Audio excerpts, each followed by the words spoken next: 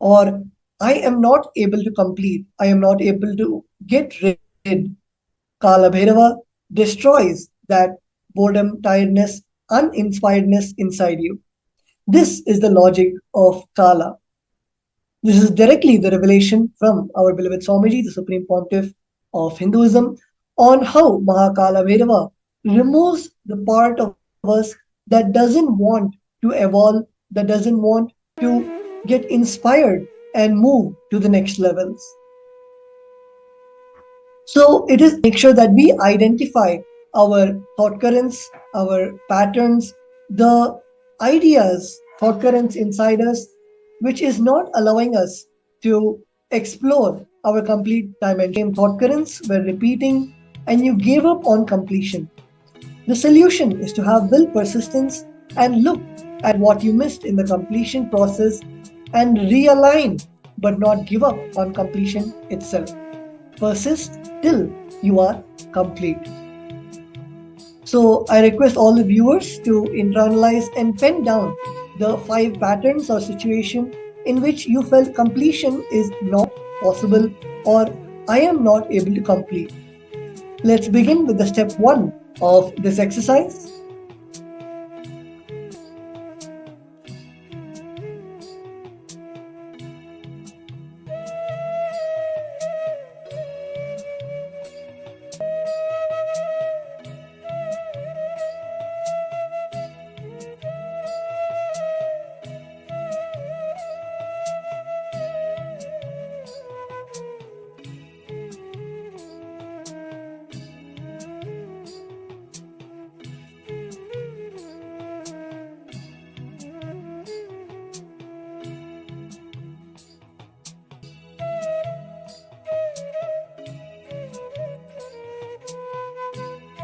Intensely look inside and pen down every situation, every incident where you felt that completion is not possible. As Swamiji beautifully says, that when we accept the fact completion is not possible, or when we are not inspired by ourselves to do the completion, it is then when Mahakala Bhairava gets involved and destroys that part of us. So let's all look inside and make sure that we do not allow that impossibility and that space of I am not able to complete, where we, because of our patterns, because of laziness, boredom, tiredness, or just the feeling of not being inspired, are not looking in and completing. So let's all internalize deeply and make sure that we are looking inside down the patterns in situations. Time for yoga in the morning, and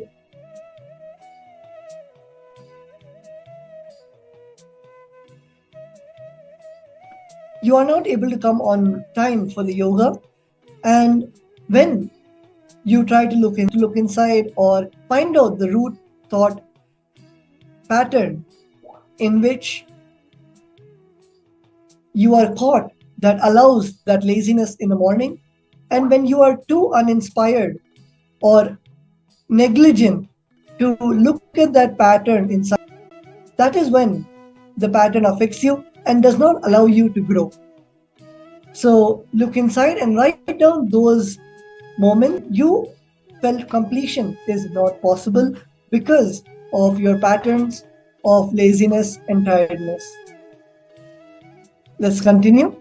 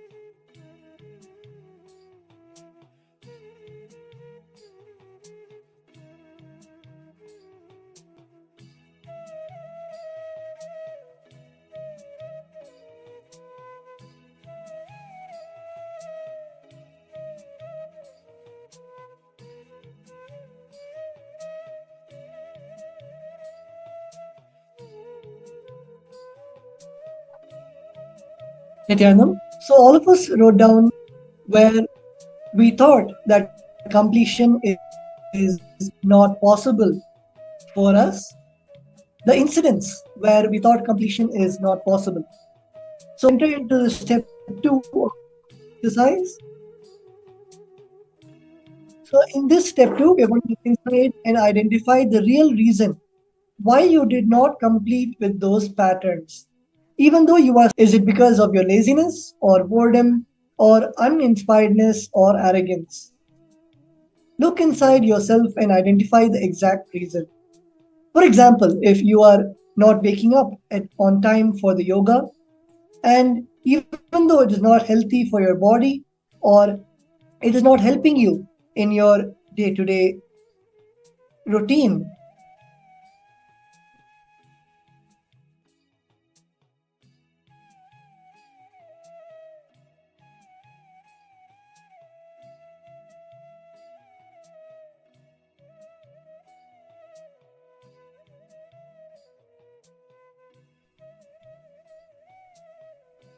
identify the exact reason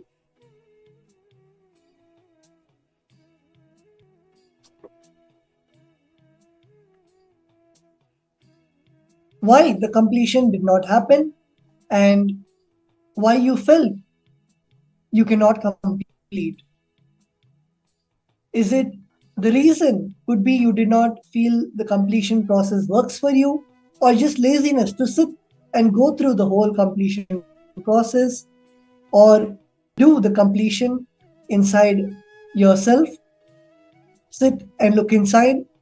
And for each of the five incidents that you had written, why you thought completion is not possible, for each one of those five incidents, look inside the real reason why you did not complete with those patterns. Please continue.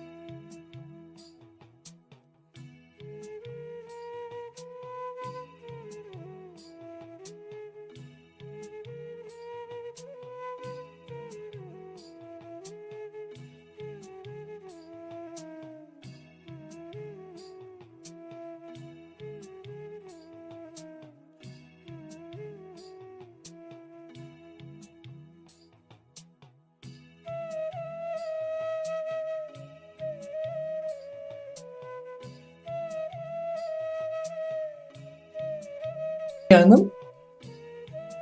So with that, let's now move on to the next step. So all of us should realize that completion is possible. The only decision that you need to take is to internalize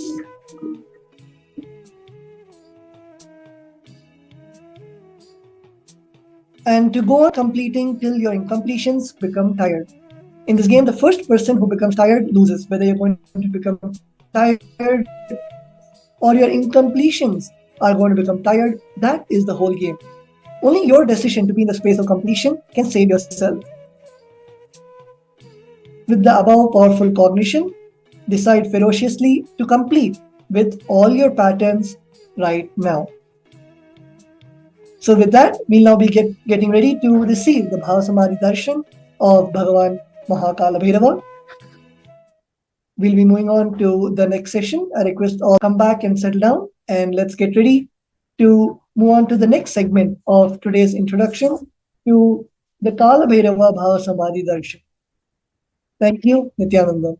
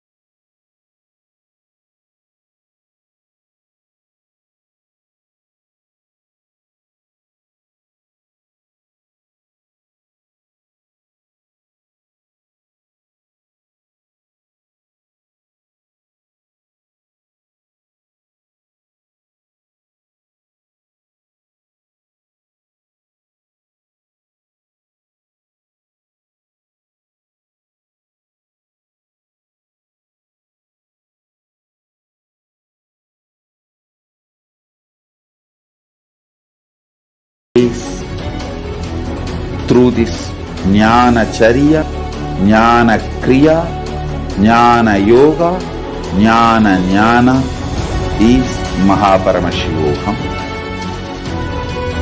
Lifestyle for just Paramashivam. Rituals to be just Paramashivam. Yoga for just being Paramashiva. Just Paramashiva. This Paramashivoham is like literally the ultimate journey in a most safest way.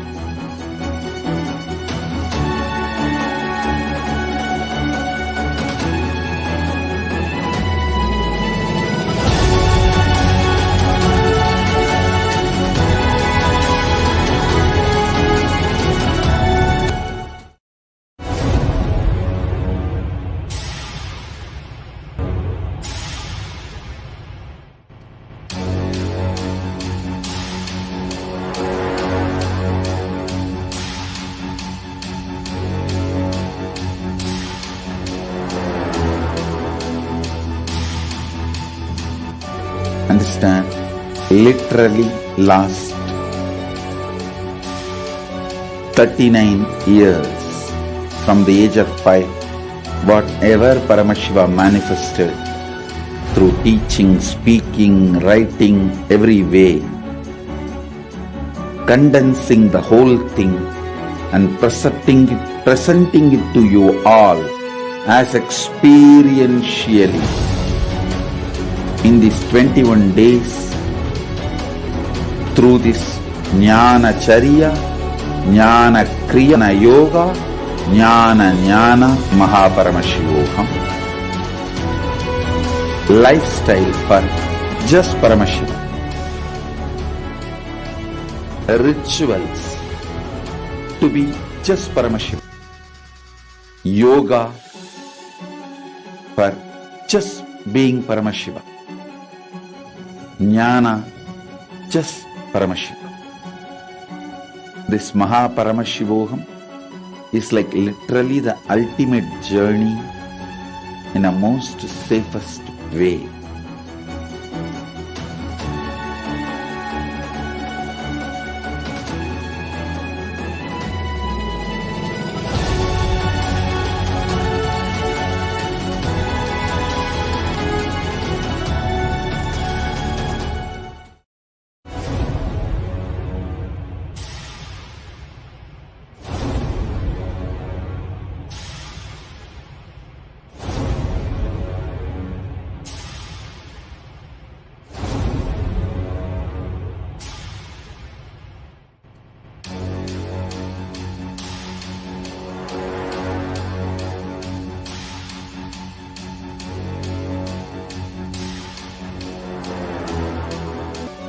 39 years from the age of 5, whatever Paramashiva manifested through teaching, speaking, writing, every way,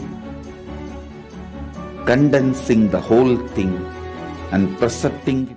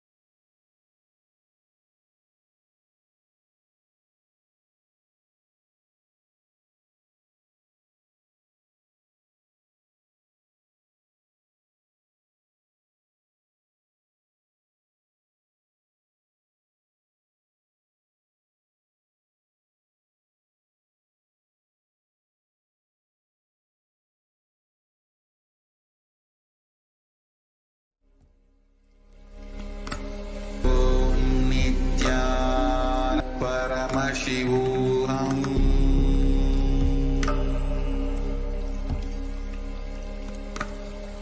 Om Nithyananda Paramashivam.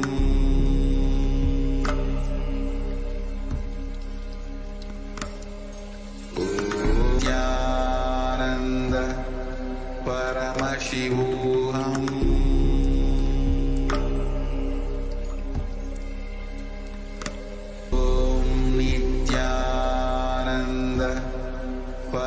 Paramashivam.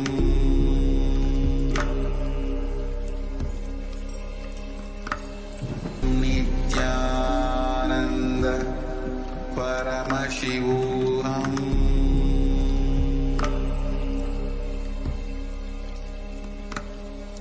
Om Nithyananda Paramashivam.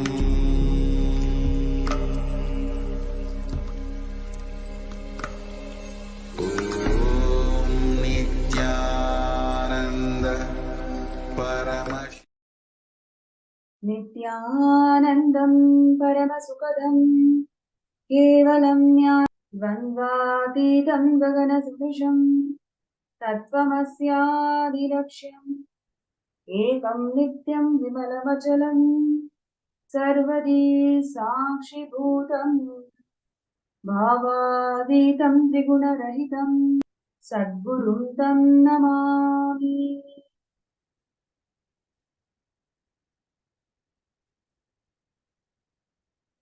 Nithyanandam, we welcome all the viewers and participants all around the world in more than 175 countries to this Bhava Samadhi Darshan of Kala Bhairava, manifesting through the Nijavatara, the supreme pontiff of Hinduism, Bhagavan Nithyananda Paramashivam. And before we do the Bhava Samadhi Darshan, we are going to be having a very interesting segment on the various contributions of Kailasa in reviving the festivities and celebrations of life. Sanatana Hindu Dharma, it is not just a religion, it is the lifestyle itself. The lifestyle that constitutes various aspects and celebrations, the knowledge streams through Shastras, Vedas and Agamas, and all the pilgrimage centers. Each and every branch or each and every Shastra gave birth to thousands of religion, because every single Shastra, every single manuscript is a religion by its own. And all of these religions, traditions, culture that comprises under that huge umbrella of Sanatana Hindu Dharma congregates in one point. And that point is Kumbh Mela. Kumbh Mela is the world's largest spiritual celebration in the world, where literally thousands and thousands of sampradayas, traditions and cultures all congregate at one point. And in this point, it's huge celebration where you can literally see how traditions are unique in its own way, and yet all of them come together to celebrate. All of them can coexist, all of them can appreciate each other, and all of them can still be unique and still be celebrated under Sanatana Hindu Dharma. That is the uniqueness of Sanatana Hindu Dharma, and every level, every single dimension of life, the whole thing is all about reiterating the core purpose of life, which is living enlightenment.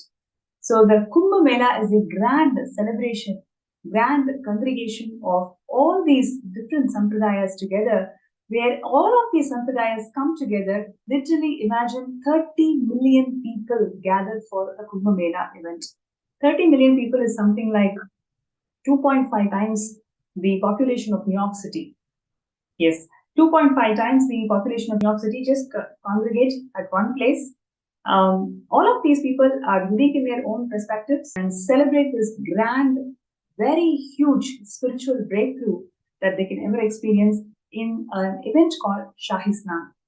And today's segment, we're going to see how the Supreme Point of Hinduism, Nithyananda Paramashivam, has revived this Kumbh Mela, has in fact taken this Kumbh Mela to the whole globe. So just before we get into the segment, just would like to share a small Puranic reference of how this Kumbh Mela started. So when there was a conflict between the Devas and Asuras on who is going to take the Amrita Kalasha, during that fight, the Amrita Kalasha fell down in 4 places. And all these 4 places is where the Kumbh Mela happens. And additionally, this is one of the oldest festivals in the history of the planet Earth. It has a recorded history of about 12,000 years. An unbroken record of Kumbh Mela being celebrated in this world. And more than this, Swamiji has taken this Kumbh Mela to the whole globe. Swamiji is authorized own this Kumbh Mela outside of India, outside of all these 4 pilgrim places. And more than a decade, the Kumbh is celebrated by Kailasa USA and Kailasa Canada, and once it is also. So today's segment is all about, we will see a lot more exciting things, a lot more celebrative sharings from various people who have been part of this historic Kumbh Melas conducted by Kailasa. So before we get into the sharing, we're just going to, just for all of us to understand what it feels to be in Kumbh Mela.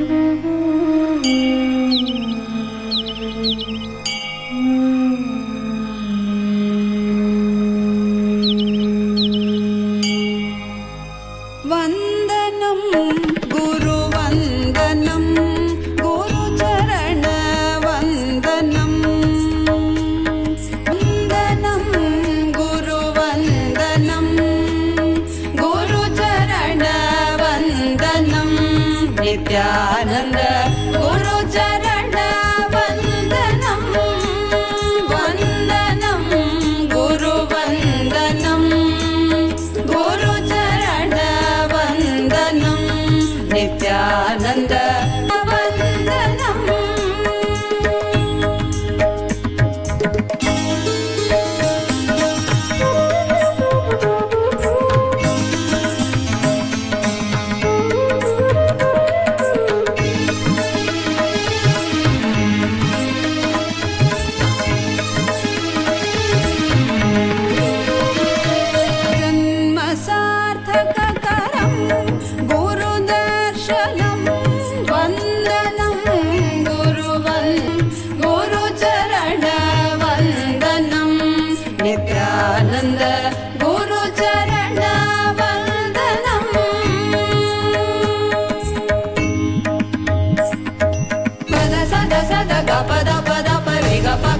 Sari ga re ga pa ga pa da si re re sa da sa ga pa da re ga pa ga sankata kavacha madhura nubhava guru smaranam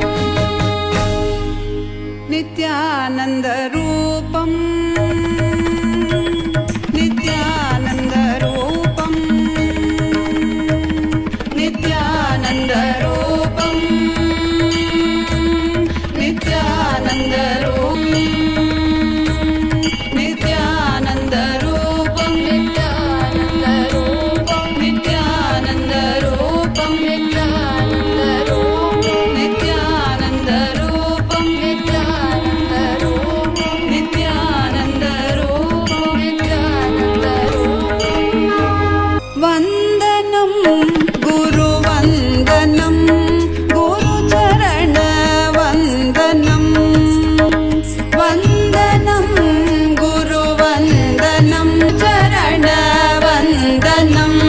Nityanand गुरु चरण वंदनम वंदनम गुरु वंदनम गुरु चरण वंदनम नित्यानंद गुरु चरण वंदनम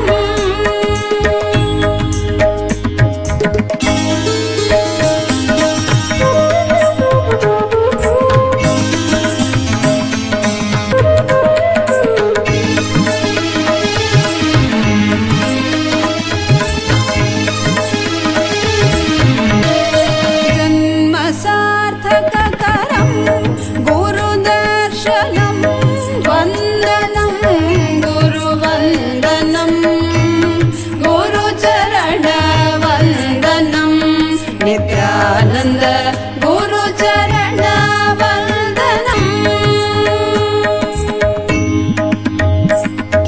पद सद सद ग पद पद परि ग प ग प ग सरि ग रे ग प ग पद सरि ग रे रे सद सा पद सद सद ग पद परि ग प ग संकट कवच मधुरंतम गुरु स्मरणम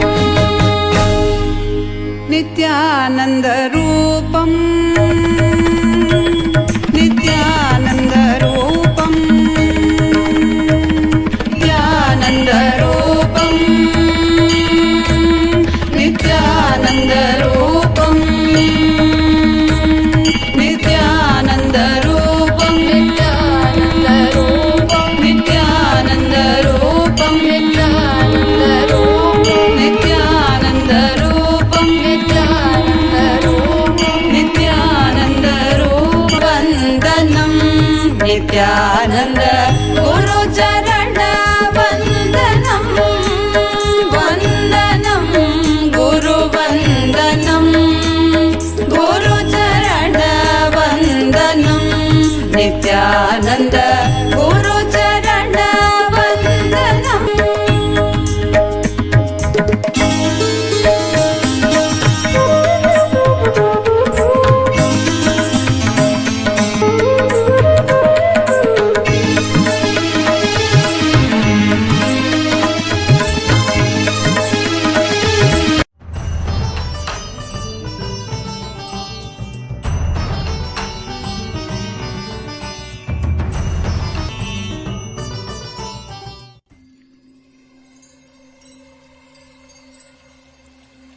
I welcome you all with my love and respect. Let you all open all your three eyes. Om Nithyananda Paramashivam.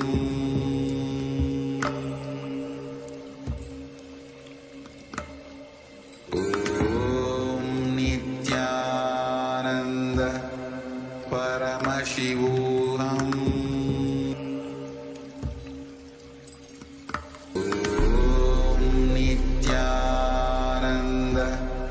Paramashivam.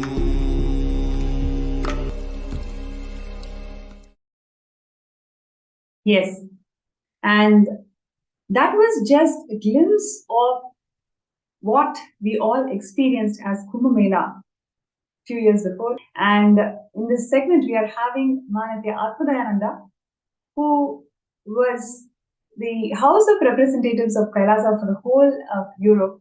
And I think more than few hundreds of participants had come from different parts of Europe. I think more than 25 countries, they all joined from different parts of Europe and different culture. They've never heard about Kumbh Mela before, but how the entire group was in such ecstasy being part of this Shahi Snan. So it's my pleasure and honor to welcome Ma Atmadaya for this segment, who's going to share with us very, very interesting things about coordinating this effort with people who are completely from different backgrounds, different parts of the country, different parts of the world, and yet ensuring that all of them are together and how do they all enjoy. Thank you, and my Nithyanandam pranams to everyone. So thank you, Ma Pranapriya, for having me here. Actually, the video we just watched of the whole, this is one of the most colorful part of the whole thing, because of course the beauty is the whole thing revolves around these Shahi Snans, and that particular year there were three special occasions, and one comes to mind very, very clearly because it's like whenever there is any celebration we have in Hinduism, there is a whole drive up to it. So it's not just the day, but it's all the preparation that went on beforehand. And I would say I will go back to the day before. So the Shahi Snan was happening very early in the morning. There was like a specific window in which we were to do the Shahi Snan. So the main thing about Kumbh Mela, for me, what stands out is the actual procession to the river to have the actual dip, which is like, it's not a huge amount of time to have that dip, but it's like the whole work towards it itself becomes a memorable experience. So back to, first of all, I had myself not been to Kumbh Mela. Although I'm born in a Hindu family, I heard about Kumbh Mela, but I only heard like some here and there negative things in terms of, oh, that's where kids get lost and that kind of stuff, right? So for me, I never had this particular pull to go to Kumbh Mela. Because Swamiji is there and the invite was there, it was like, it's a no-brainer, I'm going. And only because of Swamiji, I even got to be there in the first place. And I'm sure that was the case for all the 5,000 people that were there, all the 5,000 participants. But if I go back to sharing about the actual procession itself, so the day before, we had this huge space, the hall that was built for us temporarily. And in that huge hall, which fit easily 5,000 people, we had the day before itself, we had this, I guess, a practice run of the whole thing, where we had the flags, we had the umbrellas, and we knew what segments we were going to be, doing the actual dry run in. So people from all sorts of backgrounds, people who had never possibly even done any practice of Hinduism, they were there. People who have just heard about Swamiji, who did spontaneously, all kinds of cultures, languages, experiences, spiritual backgrounds were there. And we had this run. And then the next day we were up very, very early, hardly slept, very early, ready to cheer. And for me, I can talk about myself. I knew roughly where we were heading, but it wasn't difficult because everybody had flags. As you saw in the video, we had flags, and we started before daybreak. So what you see in the video is daylight, but any case, there was this vibrant atmosphere that was really electric, decorated, colorful umbrellas, deities, Swamiji's chariot, literally thousands of devotees, all cultures, all backgrounds, and we are all cheering, chanting, devotional music blaring. We are having dancing happening. So it was a stop and then continue. So we stopped for a few minutes, enjoyed, walked a bit more, and then danced a bit more. And then there were people who were actually we took over, I'm sure we took over the roads. We took over the road. There were people on the side. Their eyes were open. They were enjoying the atmosphere.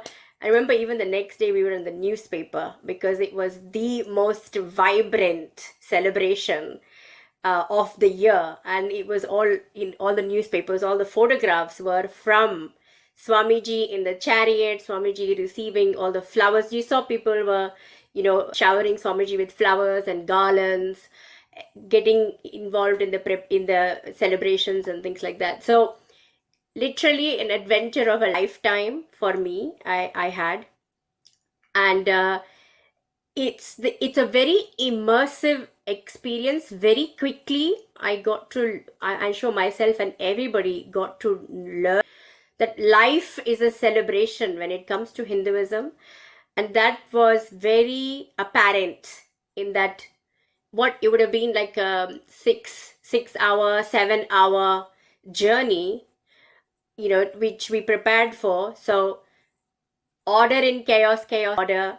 The then I had a rough idea. We all were prepared, know that we are going in this direction. This is where we're headed. This is where we're going to take a dip in the Shipra River. And what an amazing blessing! Like, I found out afterwards that my grandmother always wanted to go to Kumbh Mela, but she never got to. So she was very proud that I had been to Kumbh Mela, and I only was able to go there because of Swamiji. And if it's the pull, the alive, immersive experience that was available. So as we walked on the streets, and the procession continued, and so many people from outside got involved, and I didn't realize the full impact of it actually on people until in 2021, when one of the devotees in UK, she said to me that she was there for Kumbh Mela and she didn't know about Swamiji at the time, and she saw Swamiji in the chariot. She saw Swamiji and she was saying, who is this being? She was pulled towards Swamiji, and she didn't know who it was, and she wanted to know more. She was automatically attracted to Swamiji without knowing much. And then later on in 2020, she got connected, and now she's a devotee of Swamiji. So the people that were not part of the procession, in terms of who had come specifically to be with Swamiji, those people were also affected. The general public that were on the sidelines enjoying, they had come on their own accord to enjoy Kumbh Mela. They also got beautifully blessed by Swamiji. So yeah, that's what I would share. An amazing, alive adventure of a lifetime, because although we were prepared, we didn't know it was going to turn out, and everything went beautifully well. Everybody got to have a dip, and then actually the London deities we have now, the Utsava Murthys, we carried them. We carried them through the whole procession, and they also took a dip with us, and then we brought them back. So I can't tell you, life is a celebration, and that beautiful, colorful experience forever etched in my memory, and I'm sure in the memories of many, many people that came. That's wonderful, Marthalia, for your sharing. I just wanted to add that, just to give a context of what happens during this Peshwai, Akada Parishad, the ecclesiastical body that holds the entire religious clan of Hinduism, has 13 Akadas, and Swamiji is the Mahamandaleshwar of Mahanirvani Akada. The day of Shahi Snan, each of these Akada and their respective Mahamandaleshwars, they all come in such an order, and they take the first dip in the river. So about from 30 million people who take dip, first privileged ones are the Mahamandaleshwars of these Akadas. And we, all of us being part of Swamiji's Kumbh Mela camp, we are all blessed to be part of this, blessed to be part of having this privileged dip very ahead of time. And so each of these Akadas, they come with Mahamandaleshwar, and the Mahamandaleshwar will have his own people, and they all come in the procession. So Please imagine, all of us are coming from different backgrounds. Many of us do not know what is Kumbh Mela, and many of us have not heard about Kumbh Mela. And there's a lot of Westerners, maybe probably the first time they're even experiencing Hinduism. So much of diversity is there in our camp. And what Swamiji did was something so extraordinary. He, inspired the whole group, people from all the different countries, and we all did what is going to happen in Kumbh Mela the previous night, whole night. And Swamiji guided each and every country. Okay, now you hold the flag. When this person stands in the first, this person stands next. So we actually had a mini Shahi Snan Peshwai the day before the Peshwai happened. So all of us had carried our umbrellas and flags and everything. So Swamiji was ensuring that everybody knows what they're going to do, what they're going to experience. So the previous day, literally, we all did it in our own camp, Peshwai, small Peshwai. And so we all know what we are going to, so Swamiji literally prepared us for the big day. And when the big day happened, we know, I mean, we are confident of what we are going to do. And we are seeing there crores and crores of people literally are enamored at Swamiji's grace. Every single person was prostrating and taking blessings and selfie and autograph and whatnot, showing arati, all the Akara sadhus worshipping Swamiji. The whole scene was something beyond our expectation and visualization. And the starting, what I wanted to bring it out is, on one hand, in the previous day, Swamiji is sitting with all of us and ensuring that we know what is Peshwai, and he's actually training us. Okay, this is how you do it. And on the next day, as an avatar, he's grazing the whole humanity, like literally crores and crores of people throughout the way. Everybody was worshipping Swamiji. You can see the two contrasts, isn't it, Martha? Phenomenal, because we always feel, right, we cannot get into details when we look into larger goals, but that is not the case at all. Swamiji has always got into micro to micro details, trained and ensure that of what we are going to expect on the next day. And at the same time, next day, Swamiji is gracing as Paramashiva himself, and literally the whole city celebrated Swamiji's existence that day. Yes, absolutely. This is the beauty of, you see, Swamiji, how accessible he is. Working together, and how Swamiji comes right to the level of our understanding. Like the smallest of things, like hold the flag like this, etc. Because of course, for me, I can speak for myself personally. I had not been part of something like this.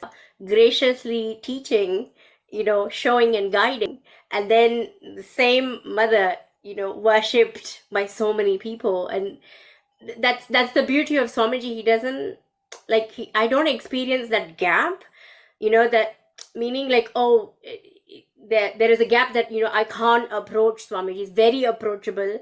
There's, the beautiful guidance that he gives. And I learned about my own culture so quickly by being, and I don't think there's a YouTube video or any Wikipedia or anything that could have actually taught me about Kumbh Mela the way Swamiji taught, right? So it's on the go, learning about everything on the go. It wasn't like, okay, first I'm going to learn, then I'm going to go. So learning about the Shahi Snan, learning about the procession, learning about being with the akhada, learning the structure of the akhada, learning everything together in an immersive, experiential ambience.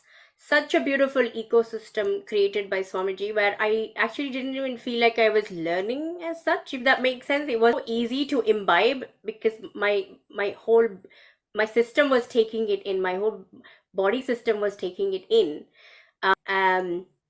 So yeah, every time I think of Kumbh Mela, I think about the whole thing, from beginning to end, how Swamiji brought the whole thing to life. But the procession, of course, I had this thing about, I don't want to walk that far. This was in my brain. It's like, I don't want to walk that far. But being part of the procession was so easy. And even in that April heat, the heat also was quite high. So, April, May heat is quite high in India, and especially in Ujjain. In that area, it's much more, it's much more hotter.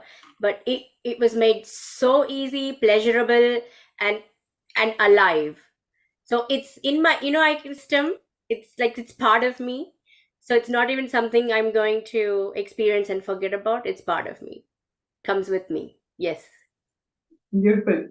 Thank you so much, Mahasadashiva. And we will once again come back and like to hear your thoughts about it. So now, to viewers, I'm going to share, just like how I mentioned about Swamiji is the Mahamandaleshwar of Mahanirbanya Kala. We'll just take a look at the coronation that Swamiji had, where all the Akada sadhus came together and coronated Swamiji as the Mahamandaleshwar.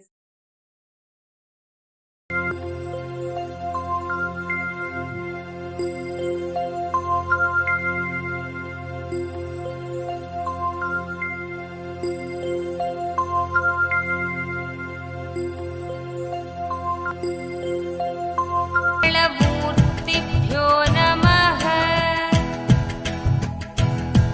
यं ब्रह्म वेदान्तविदो वदन्ति परं प्रधानं पुरुषं तथान्ये विश्वोत्पत्ते कारणमीश्वरं वा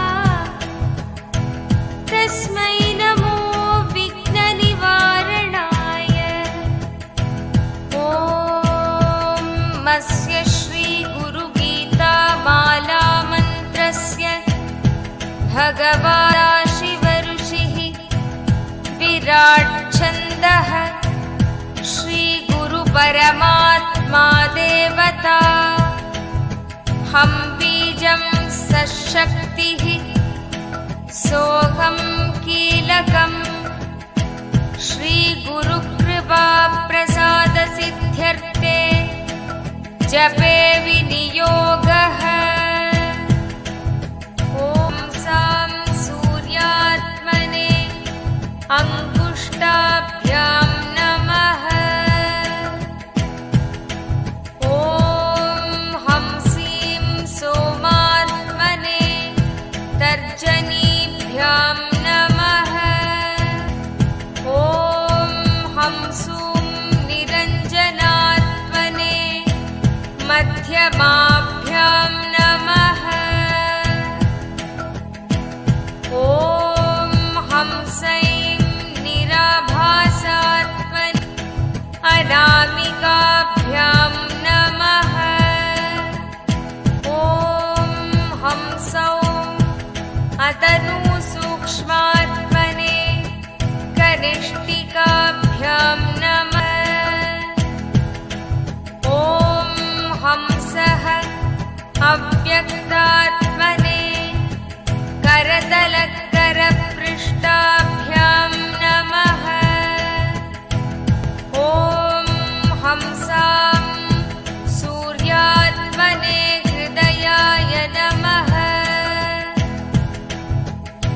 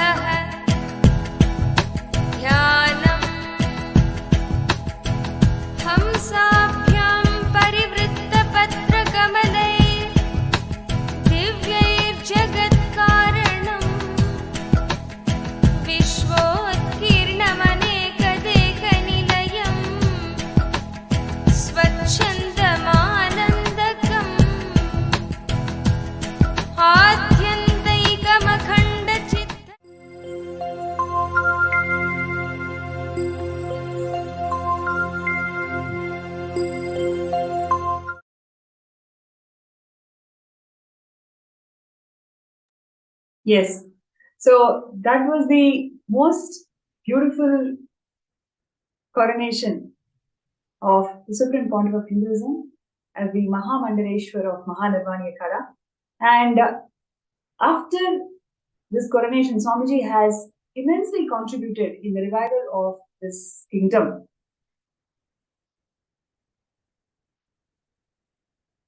And the best part is Swamiji has revived so many aspects of kingdom, and one of such aspects is the entire temple tradition.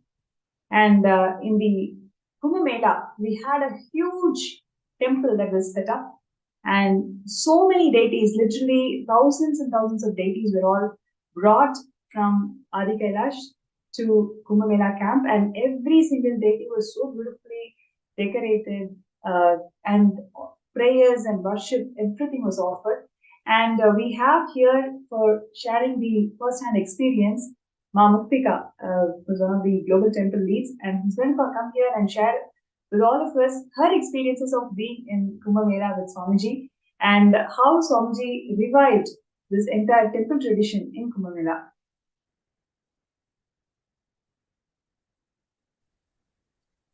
Nithyananda, thank you, Ma Pranapriya. And it's an honor to even be able to share a little bit about what the significance and what it meant to even be in the Punya Kshetra, in a Tirtha Sthalam, right? Like how we experienced in Kumbh Mela. I think in one line, I don't think we can ever understand what it means to experience Kumbh Mela, to experience the Snan, to experience Sanatana Hindu Dharma the way we did when we went for Kumbh Mela. And I don't think any amount of talk or explanation ever prepares you for that experience. That is how powerful and that is how revealing the whole event ended up being for us. And I'm sure for millions of people over centuries that have attended any Kumbh Mela. And to be able to be part of an avatar's Kumbh Mela, the camp is very, very unique.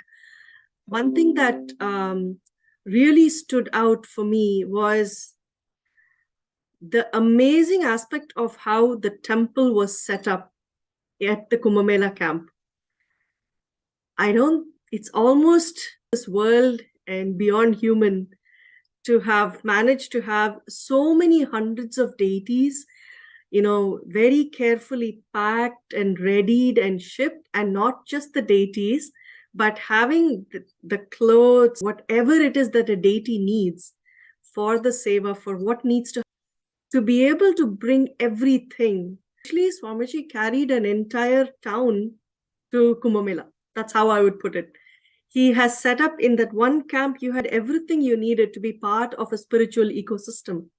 And the temple stood as the strong structure that held the ground for everybody. And the beauty of it is that when the temple was set up there, it actually involved and had the deities that represented all the Kailasas across the world. It is not just one place, but rather he brought the entire global presence to Kumbh Mela. It was phenomenal from, the way the outside structure looked, the beauty of the pillars, the beauty of the entire structure, to every micro detail of what needs to be part of a temple was actually there in Kumbh Mela. And it is beyond words to even describe the hundreds of thousands of people who came from, in addition to the several thousand people who were part of our camp. There were people who heard about the temple. There were people who heard about what Swamiji was doing. There were people who wanted to see what this temple, what this space was all about, that came, it didn't matter whether it was day or night. And there were people lining up to actually see the deities. The alankarams, the sevas that were done by the Balasants at that time. And right from the morning onwards, when they were woken up with the traditional Suprabhatam, all the way to Palyarai, where they are put to sleep at the end of the day, every seva was done for the deities without missing. And that's such a powerful space for every person to experience and understand what it means to be part of a temple.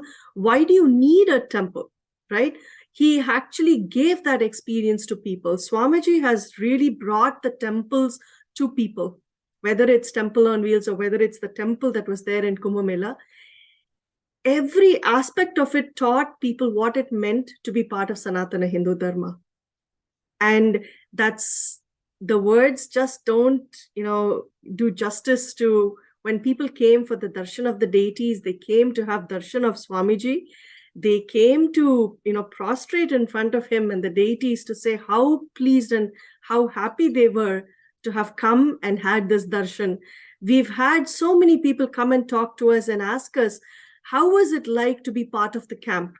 They were so, awestruck by how much was the amount of things that are, that relate to a temple that was made available to people was just astounding. And for someone having come from outside, and this being my first Kumbh Mela also, just like my Atmadaya, I don't think I was even prepared an ounce for what was in store. And to be a part of this global happening was just so fulfilling and so revealing, I would say, about my own, dharma, my own religion, my own way of life. It truly made a huge impact in how I perceived Sanatana Hindu Dharma. And the essence of why Swamiji is bringing this up and why temples was made so clear to so many people. Just the experience spoke volumes to everybody who had come there. When they saw how a deity is taken care of, what does the deity do, how the deity gets to, be your co-creator of your realities, how do they bless you, how do they energize you. That one-on-one connect for an individual is something that I could see there. And, as I was, allowing that to happen to myself, I was watching how others were so excited. They brought their families, their kids, their parents. I mean, people came in droves, I would say. The whole family was actually there. And they were just simply floored by what they received. And every day, Swamiji would be sitting there to give darshan. And I still clearly remember he would have both his hands outstretched. And when he blessed people, people were given, he gave them this huge, the laddus that were made in the kitchen there. People could hardly hold it in their hand. That's how huge it was. And you could see that feeling of, feeling so overwhelmed and so happy at receiving such a huge thing. The only thing people kept asking is how is this possible? How is this happening? But it is possible. And that's what Swamiji is showing us through this. The experience was simply out of this world. It truly brings you to understand, what is temple? What is the deity there for? Why guru? Every aspect, you get to have Vakyartha Sadhus. You get to have, the conversations with people randomly, visitors who come, people you have no clue who they are, but they are just ecstatic and they're very happy to be there, in Kumbh Mela and being part of this. People, in fact, travel for miles and miles and miles just to come and get Swamiji's darshan and to get the darshan of the deities, because they heard about the temple, they heard about everything that was happening, and they felt they couldn't miss it. And that was the beauty of it. And in fact, we had a huge set of hurricanes out there, tornadoes. And, I happened to be part of one. The amount of water and the amount of, what was happening around, the one thing I can say is our camp pretty much did not get affected.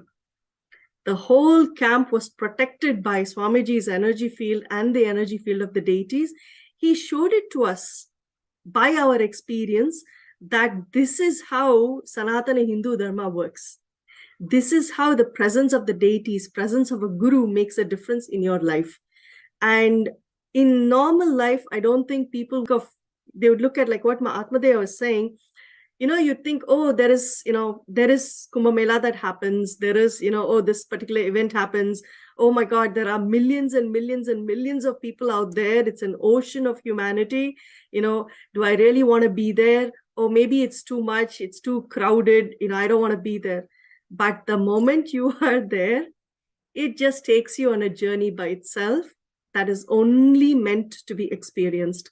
For every one of us who feels the need for a temple, the need for being grounded in Sanatana Hindu Dharma, the need for why this makes a difference in our lives, right? How does it empower us? It was an essential journey for every one of us who made it there, and an eye-opening, revealing journey for every one of us. I mean, I can still not forget the entire structure, the way when you step inside the temple, the awe-inspiring nature of the entire space, and that pure devotion, more than you feeling, wow, it's that feeling of surrender and devotion that you feel that radiates, that just penetrates through you. It brings you into that space of being in commune with the divine, and that makes it so fulfilling. I just wanted to add to what you're saying, Mamtika, about 600 trucks of material was transported from Bidadi to Jain to make that entire temple set up, right? And all of these items, it's not just the deity, the entire paraphernalia, all the different items, so many things. Like it's like thousands and thousands of things that accompanied the whole deity structure. And every single thing, it's not just bought by money. It's actually bought from a lot of hard work and Tyaga of Swamiji. The details that he gets into in picking up each something you cannot even comprehend. And the best part is, after buying all of that and assembling all of that, making this whole temple, at the end of the Kumbh Mela, I still remember, I used to be Mahant of Melbourne at that time, and a few other Mahants, we all came, and Swamiji said, okay, whatever you want, you can just go and take it from the whole store. I was like, what? And we were like little kids, just entered into the stall, and then, okay, I want this. Probably we didn't even know the names of many of the things that Swamiji had collected. The perspective that I really want to bring it out is how Swamiji is inspiring, right? It's after collecting all of these such precious items, assembling it and making this whole temple, and immediately he's giving nature the same thing in different parts of the world. It's enriching, constantly enriching in every level.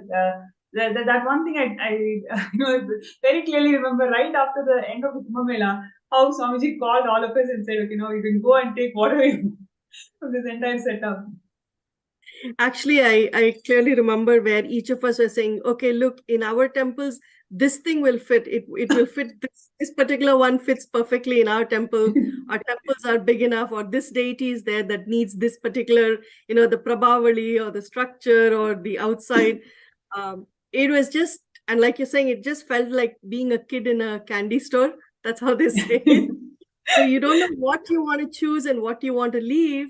And, I still remember, before, like Swamiji had said, there is absolutely nothing wrong in being, wanting that when it is for the greater good of humanity. Actually, with Swamiji, he brings that want also within us. I don't know, at least for me, go and take things for a temple. It's something so, I don't connect so easily to that. But so I'm sure many of the youngsters today, they may also be in the same page. But how Swamiji builds that interest constantly, and makes us feel connected to the deities and feel that, okay, this is something which I want to do in my life, inspiring them in a very beautiful manner. And each being actually was carved in Kumbh Mela, I would say. Personally, I had so many powerful spiritual experiences, and in fact, my mother, she left the body as I was celebrating the Kumbh Mela with the whole camp. I got to hear that my mother left the body, and Swamiji brought her back to life. Giving it was such a medical miracle that doctors were completely astonished. They've clinically declared her dead, but Swamiji brought her back to life. After having to give all those experiences, spiritual experiences, personal breakthroughs, how Swamiji grooms each and every being amidst all this huge work that Swamiji is doing as Mahasadashiva of Mahanirvani Akada. And so many other akhadas were coming forward and taking Swamiji's guidance and how to advance Sanatana Hindu Dharma. There were several parishads where Swamiji graced and gave his vision for Sanatana Hindu Dharma. When Swamiji is doing such huge work, he also finds time to simple disciples, every single person. He ensures that okay, that person is attended to. I still remember my one single mother. She was a single mother. I don't want to name the person. She was looking for an accommodation actually, and then accommodation, and Swamiji to assigned it. After 2 days, the camp is like filled with 15,000, 20,000 people. Amongst all those people, Swamiji picked that girl and then asked, "Is your accommodation sorted out?" And and then the girl said, "It is sorted out, but I still have this water problem." Then Swamiji assigns the next person and then say, "Okay, now go and fix that problem." And then immediately next minute, Swamiji says, "The blessings or whatever you asked will happen." So one hand is of one person. It's not an issue. It's actually fulfilling that being. And at the same time, in the Kalpataru Darshan is awakening third eye. And I remember, like literally every day, 50,000 people used to come and take Swamiji's darshan in a way that people used to grab Swamiji's thumb and put it on their forehead because everybody saw all the Balasans doing this phenomenal blindfold reading, and they want their third eye to be awakened so desperately. So literally, people would be grabbing Swamiji's thumb and put it on their head and thank Swamiji and go. It was so phenomenal response from people, and see, this is from the people's side, but from Swamiji's side, whole day sitting through the night, 50,000 people initiating, where people are just pulling your hand and getting initiated, and at the same time holding the larger vision for how Hindu Dharma should advance from where it is right now, and attending to all each person, grooming the next Hindu leaders for tomorrow, and initiating all the people into 70 extraordinary powers. I think that's one of the first programs where people were initiated into mass power manifestation sessions. It's something phenomenal to think about how Swamiji organized this whole event. It is just amazing. I can never forget the deities, and the place. And I also remember that during the storm, main tent and the temple were the sanctuaries for everybody. Actually, yes. It's a place where we were all kept safe. And imagine being able to sleep in the presence of the deities, right? Swamiji has made that happen for everybody. So it was a very, very beautiful experience and very powerful. And like you're saying, even the Bandara, how Swamiji is, he takes care of all the akhadas, and every sadhu, every monk who came never went back empty-handed. They were given so much of respect, so much was provided to them. It is just phenomenal to see how Swamiji does all that. And like you very well pointed out, the micromanaging, both from being the guru for an individual to being the supreme pontiff of Hinduism. Yes. Right? Oh, that's beautifully put. It's like you are seeing such a huge an expanse of what Swamiji is. And this is also just a glimpse that we are even able to understand. But you get to see how he handles or how he manifests so much. And you really get to experience that as saying, look, he is the avatar. He is the guru of gurus. He's the Jagat Guru, that it is not, humanly possible for anybody else. And you get to experience that truly. And the way the Akhada, the Mahants and others who had come would be gracing our camp, how Swamiji would receive them, how we made sure that when the Bandara was happening, we were all serving. He in fact invited all the, the temple heads and all to come and serve to all the, the monks and everybody. Yes, I would like to just add, when you pointed out about Bandara. So Bandara is actually a feast that we invite other akhadas to come and visit our camp, and the entire monks of that akhada, they'll have this feast in our place. So it's a very, very special event. It is a proud moment for all of us to host people, basically. So please understand, we are a 5,000 member, 5,000 people in our camp, and most of us have not seen Kumbh Mela ever in our life. So we don't know what is Kumbh Mela. And more than 60% of people are from different parts of the world, so they have not experienced Hinduism at all. And Swamiji trained this whole group in serving the sadhus, right? So probably we don't even bend so low to serve food. So it's like literally teaching the etiquette of Hinduism, how people eat and what should be served first, what should be served next, and what is the context you hold when you serve. Every single thing Swamiji trained the whole group, and it was not like, okay, today people are going to come and serve. No, the previous day he spent hours in actually planning the whole event. Okay, how we are going to do it, who is going to carry which buckets, and how many people are going to sit in each row, how many side dishes we want. So literally to that detail, Swamiji micromanaged and ensured that everybody is confident of what we are doing. And the next day, we are seeing, okay, there is a sound that's blown, the conch is blown. As soon as the conch blows, literally like 2,000 people are just rushing into the into the whole camp, and within 5 minutes all of them are completely settled. I mean, I've never seen something like that before. So and actually I realized that Swamiji had prepared it so beautifully. I mean, it cannot be explained, it has to be prepared. So Swamiji prepared all of us into that, and just that thought of, okay, how are we going to feed so many people seamlessly, that was so mind-boggling at that time. And all of us just executed how Swamiji trained us. And at the end of the day, right, when the whole Bandara finished, it left with such immense fulfillment. Really no words to say. Seeing so many sadhus having the food and having to, I remember Dr. Peter Bloomfield had to memorize some of the side dishes. So I guess there were several people who had to memorize so many side dishes. Everybody was participating, and in this way, Swamiji beautifully taught us the Charya Pada of Hinduism, right? So it is not just learning etiquette and learning these dishes. It's about the Charya Pada of Hinduism and how Swamiji is inspiring it in a systematic way. And at the same time, we don't even know what we have learned at the end of the day. There's so much of information, so much of knowledge is already transmitted in us. So that's one of the most powerful experiences, I would say, being in Kailasa, being able to serve in Bandara. It's a very humbling experience, Ma. It's you get to, serving of annam or food is, you're fulfilling one of the basic, the needs for people. It is so immensely fulfilling, and so much of gratitude, flows in that space.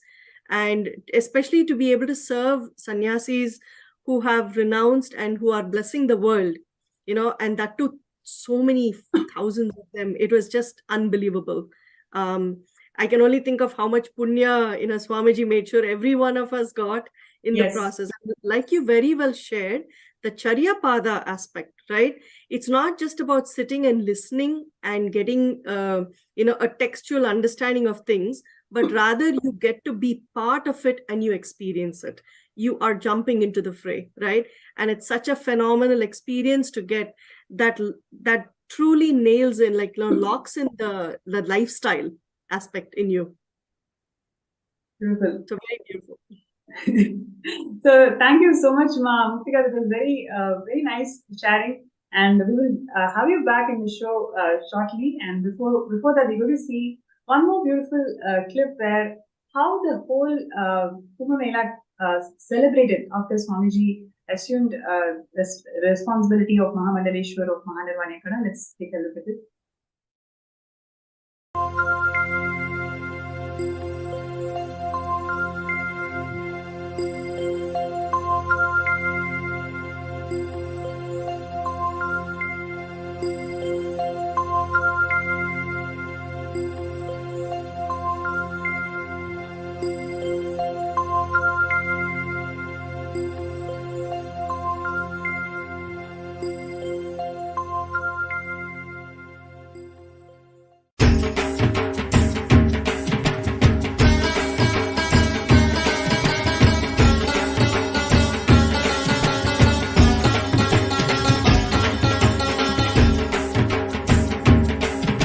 Nithyananda,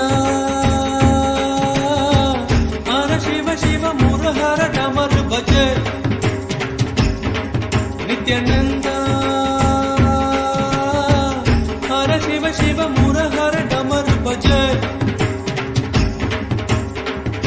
जगदोधरण जय नित्य जगदीश्वर हरण श्री नित्य जय नित्य हर परमहंस श्री नित्यानंद हर शिव शिव मुरहर डमर बजे नित्यानंद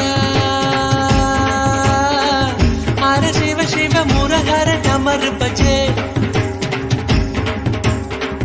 जय जगदोधरण जय नित्य जगदीश्वर हरण जय नित्य जगदीश्वर हरण श्री नित्य जय नित्य हर परमहंस श्री नित्यानंद नित्यानंद हर शिव शिव मुरहर डमर बजे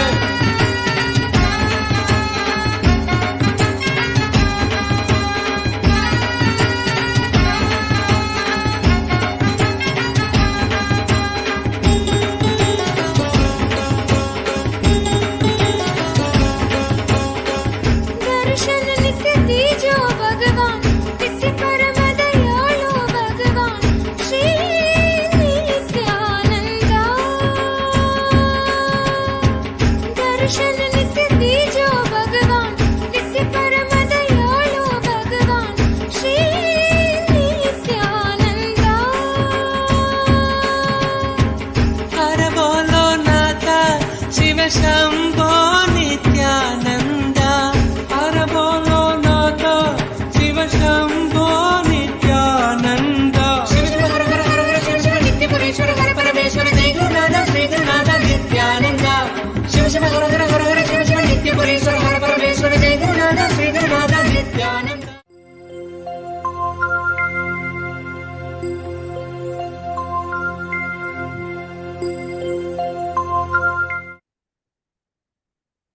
Yes, I'm sure all of the viewers and participants are thoroughly enjoying this session, and this is a moment where all of us can understand the vastness that Hinduism has got to contribute and how Swamiji is reviving every single aspect of it, every single part of it, and always, there is so much to learn from Swamiji and his life and how he has revived the entire Kailasa. And one of the things that Swamiji is passionate for all the 30 years of his public life is Annadan. Annadan is something so passionate for Swamiji, and because of Swamiji's continuous effort, today more than 1 billion meals are served around the world by Kailasa. And in Kumbh Mela, Swamiji had envisioned to serve 1 lakh people per day. And he was instrumental and guiding force of the entire workforce in right from choosing the menu, right from choosing the construction of the kitchen and how it has to be served. In every detail, Swamiji was involved in this whole thing. So we have a personal person who has been part of this entire exercise, Mahasadashiva from Baroda in India, and who's here to share with us her experiences of being personally trained by Swamiji in running this mega kitchen that can serve 100,000 people every day for more than 45 days. So Nithyanandam, everybody. And, Yes. After listening to beautiful experiences from Mahatmadaya and Ma Muktika, the way meticulously the chaotic cosmos had complete order, the same way how the beautiful temple exhibiting the ultimate Hinduism, I will truly appreciate the way Swamiji took care of the kitchen from scratch. The layout of the kitchen, where it has to be as per Vastu Shastra, to each and every menu, what will be cooked for breakfast, lunch and dinner was absolutely decided by him. For the whole week, then we had to repeat it. But not stopping there. He wanted Bhag Shastra recipes to be incorporated completely into the menu.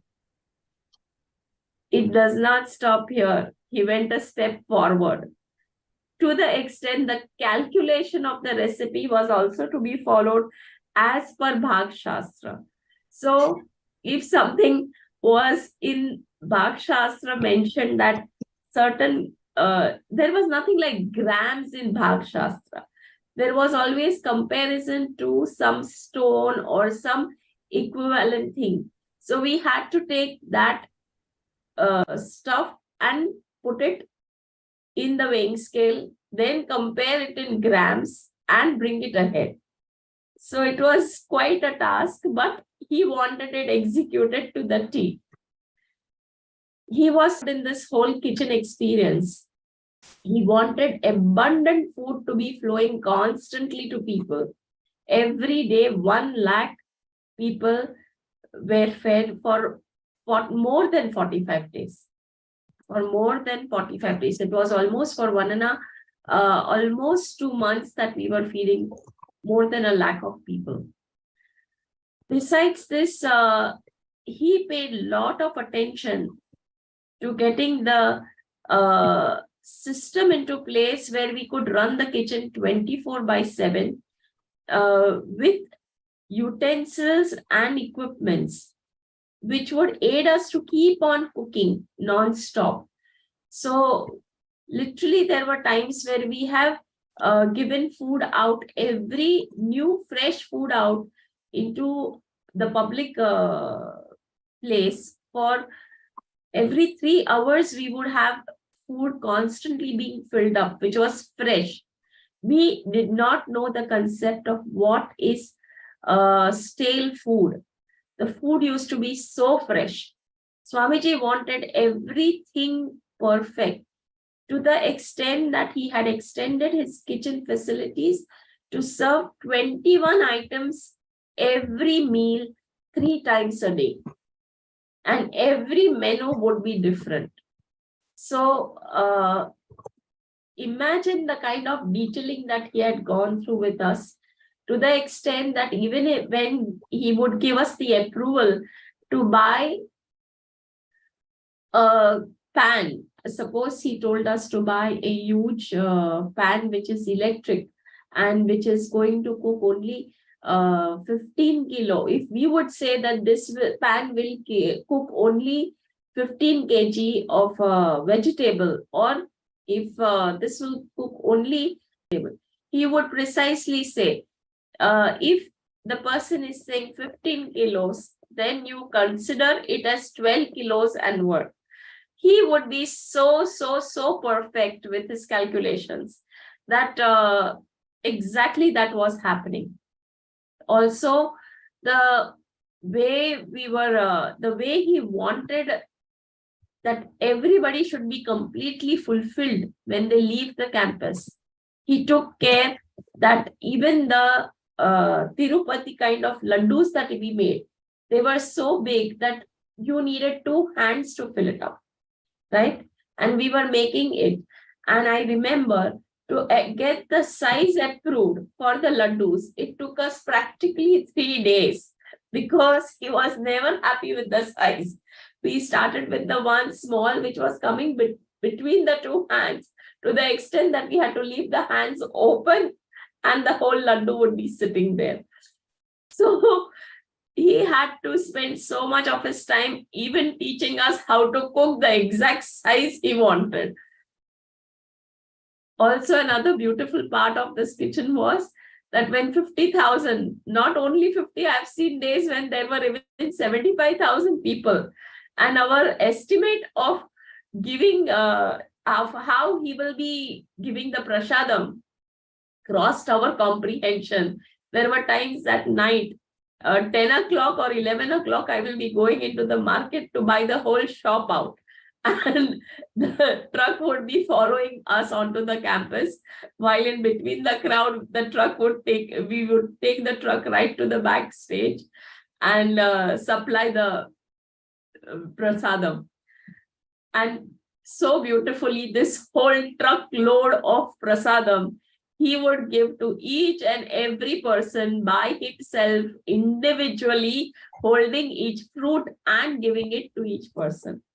It was not that we devotees were distributing the prasadam. It was he himself, truckloads, and this was the load after the laddus were over, and laddus were being made in hundreds of kilos.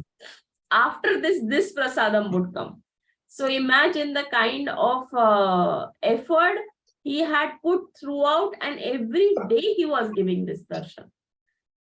Besides this, the way we used to shop vegetables, it used to be in the figure of 450 to 500 kg per day. Maybe even more I have bought. So the most important thing was that he exactly knew how many things would be existing in the kitchen randomly when he would walk through the kitchen. Every day morning before he would go to the satsang hall, he would take a round of the kitchen. He would see that everything is running perfectly all right. At times we have seen him talking to the cooks also, as well as he would see to it that we all are settled and the show is running beautifully. Also in the evening at around 4:35, he would take one more round of the kitchen and assure us that everything is going to be fine. We would only be standing there. Actually, for these 2 months, when we have run the kitchen, everything was taken care by him himself. It was just that we were present there and we enjoyed the show that was happening. We did work, but the whole show was literally managed by him end to end. And it was, I tell you, from running a kitchen of just 5 people in the house to running a kitchen suddenly of 1 lakh people was an experience by itself. And it was too awesome an experience that we had of running this kitchen. At times it was overwhelming, but it was so beautiful that every situation we could see Swamiji's presence there, and he managed everything. Yes, especially during the hurricane. As Ma Muktika said, that our campus was the only one saved, intact. We did not have physically damage, or the shades were not broken down, nothing. And especially when the kitchen was concerned, we lost, I think in the evening, the hurricane started at something like 3:34. And we were preparing tea at that time. We had a team of 17 cooks, 3 shifts. So imagine the kind of automation he had created, or he had envisioned that we should be having, that with 17 cooks running in 3 shifts, we could manage the whole kitchen for 1 lakh people. And also, Shiva-Priya, yes, ma'am. I remember that so well, okay, because we had this storm coming. I remember being inside. Yes. Of course, this temporary structure that was created. One side was Swamiji on stage. The other side, I looked, the hall was getting empty. I looked up and the structure was obviously, because the storm, it's a very real storm coming at us. And, the whole structure was shaking. So for a moment, I was thinking, wow, what's going on?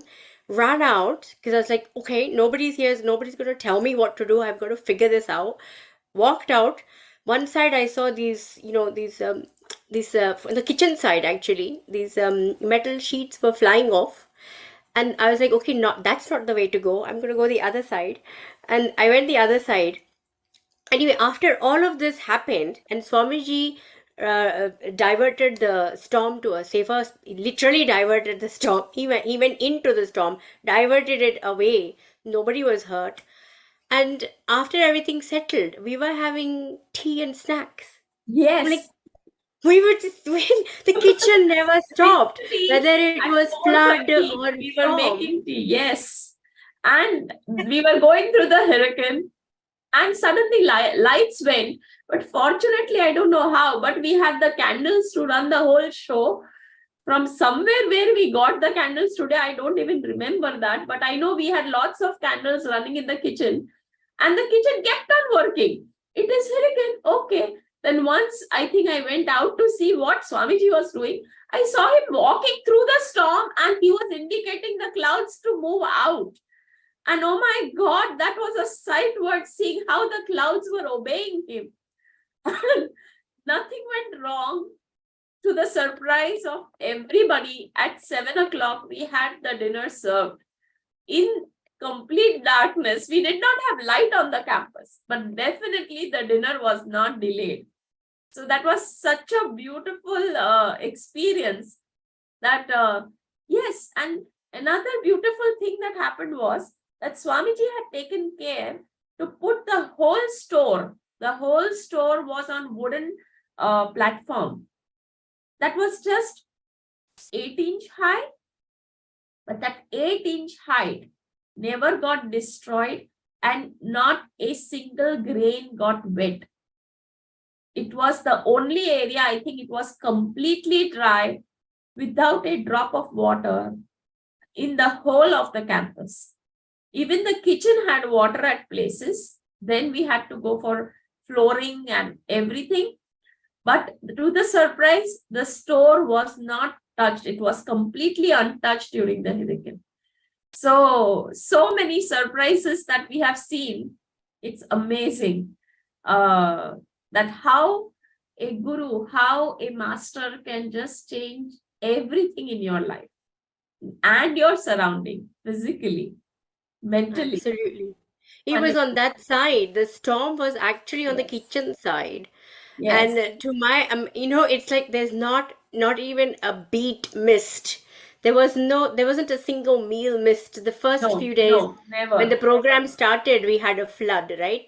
Yes. So the heavens opened up the moment Swamiji said, okay, the program starts, the heavens opened up. There was a rush of, rain water coming down on the ground. I could this in slow motion. I'm seeing water flooding through and then Swamiji sitting on stage and we were working out, we're like, what is going on? By the time we could even figure it out, the whole place had flooded. And Swamiji had said,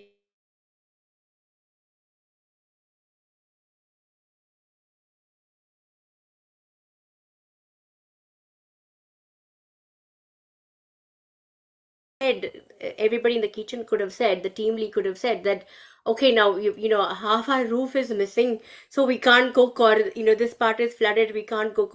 It could have very easily, in the outside world, this is a very valid reason why something should stop, right? I mean, here in England, when we have a bit of extra snow, or if we have extreme weather, even a little bit, the trains stop because and there's delays of all sorts of things. But there, not even the tea was missed. It was on time, and snacks. Bizarre. We've just been through this. Literally, I'm facing. What am I facing here with this storm? And the next thing, it's like, okay, tea's ready. And still furthermore, he took care while the Shahi Snans, as Mahatma Daya was explaining, that we all were out on the Shahi Snan day, and we, the team people, we used to load the but trucks with food and sharbat for people to drink during the walk. And literally, we had packed meals in bags, fresh snacks also, which were being served. And there were times that he had told us to serve it even to the public standing around. Literally, we used to give calls that, okay, we need one more truck, let's get more supply. And we would be serving it to the crowd also and our Sangha. But he would just open up his whole arms and serve everybody, especially where Annadhanam was concerned. He exhibited ultimate abundance with people. And the satisfaction and the kind of talk they had for the kind of food that was being served was so amazing in the town that I remember once I had taken somebody to the doctor, and there also I heard that the food at this campus is so tasty that I was so pleased that Swamiji's grace is so much there that everything worked out perfectly. Every dimension he took care, so perfect. To the extent I tell you that randomly he would come with the figure from his quarters that this is the kind of oil that we are having. We need to order more of oil. We would wonder, where is this coming from? He is in his quarters. How would he know how much of oil we are having? But he knew every bit of things happening in the kitchen. So he's Bhagwan, and Bhagwan can do anything. That is my experience. Especially when you live there, when you see every moment, at times till 11:30, everybody's sitting in the, and suddenly the realization comes that it is 11:30 and 1 o'clock, we are supposed to serve food, and the satsang is going on. Oh, you are just 5 of you in the kitchen preparing the whole lunch. How will it happen? But all the machines go on and things used to happen. I tell you, it was a dreamland that we have lived for 2 months. It was a complete dreamland, and this can happen only where God exists. Where Bhagwan is there, everything is possible. Wow. Yes. That's really so beautifully put, Ma. Much more bigger things, much more advancement is what is happening today. And Swamiji has established the Kailasa as a First Nation for all the Hindus out there, and bringing the legitimacy in every field of Sanatana Hindu Dharma, whether it is education, whether it is religion, or whether it is spiritual sciences. In every little field where Hinduism can contribute, Swamiji is building this legitimacy. And today's segment is about Kumbh Mela, where it's nothing but the congregation of all the sampradayas and traditions, how Swamiji was beautifully able to the entire humanity into this in all levels, in all the 4 padas, whether it is spiritual Jnana Pada, meaning 70 spiritual powers, all of us were initiated, and we had yoga and Charya lifestyle, how so many aspects of Hinduism Swamiji was able to simply impart into the whole humanity with a lot of pleasant and unforgettable memories. It's been 2 years now, but still, as we all talk, we just feel that we are already there, living that moment with Swamiji. So that is the whole beauty of Sanatana Hindu Dharma, and how Swamiji is beautifully reviving. And would like to ask all of you your thoughts, why everybody should be part of this movement, which is literally empowering the whole humanity into this way. Why everybody should be part of this movement, and what is Sarvamya Pita? How is Sarvamya Pita going to contribute towards this movement?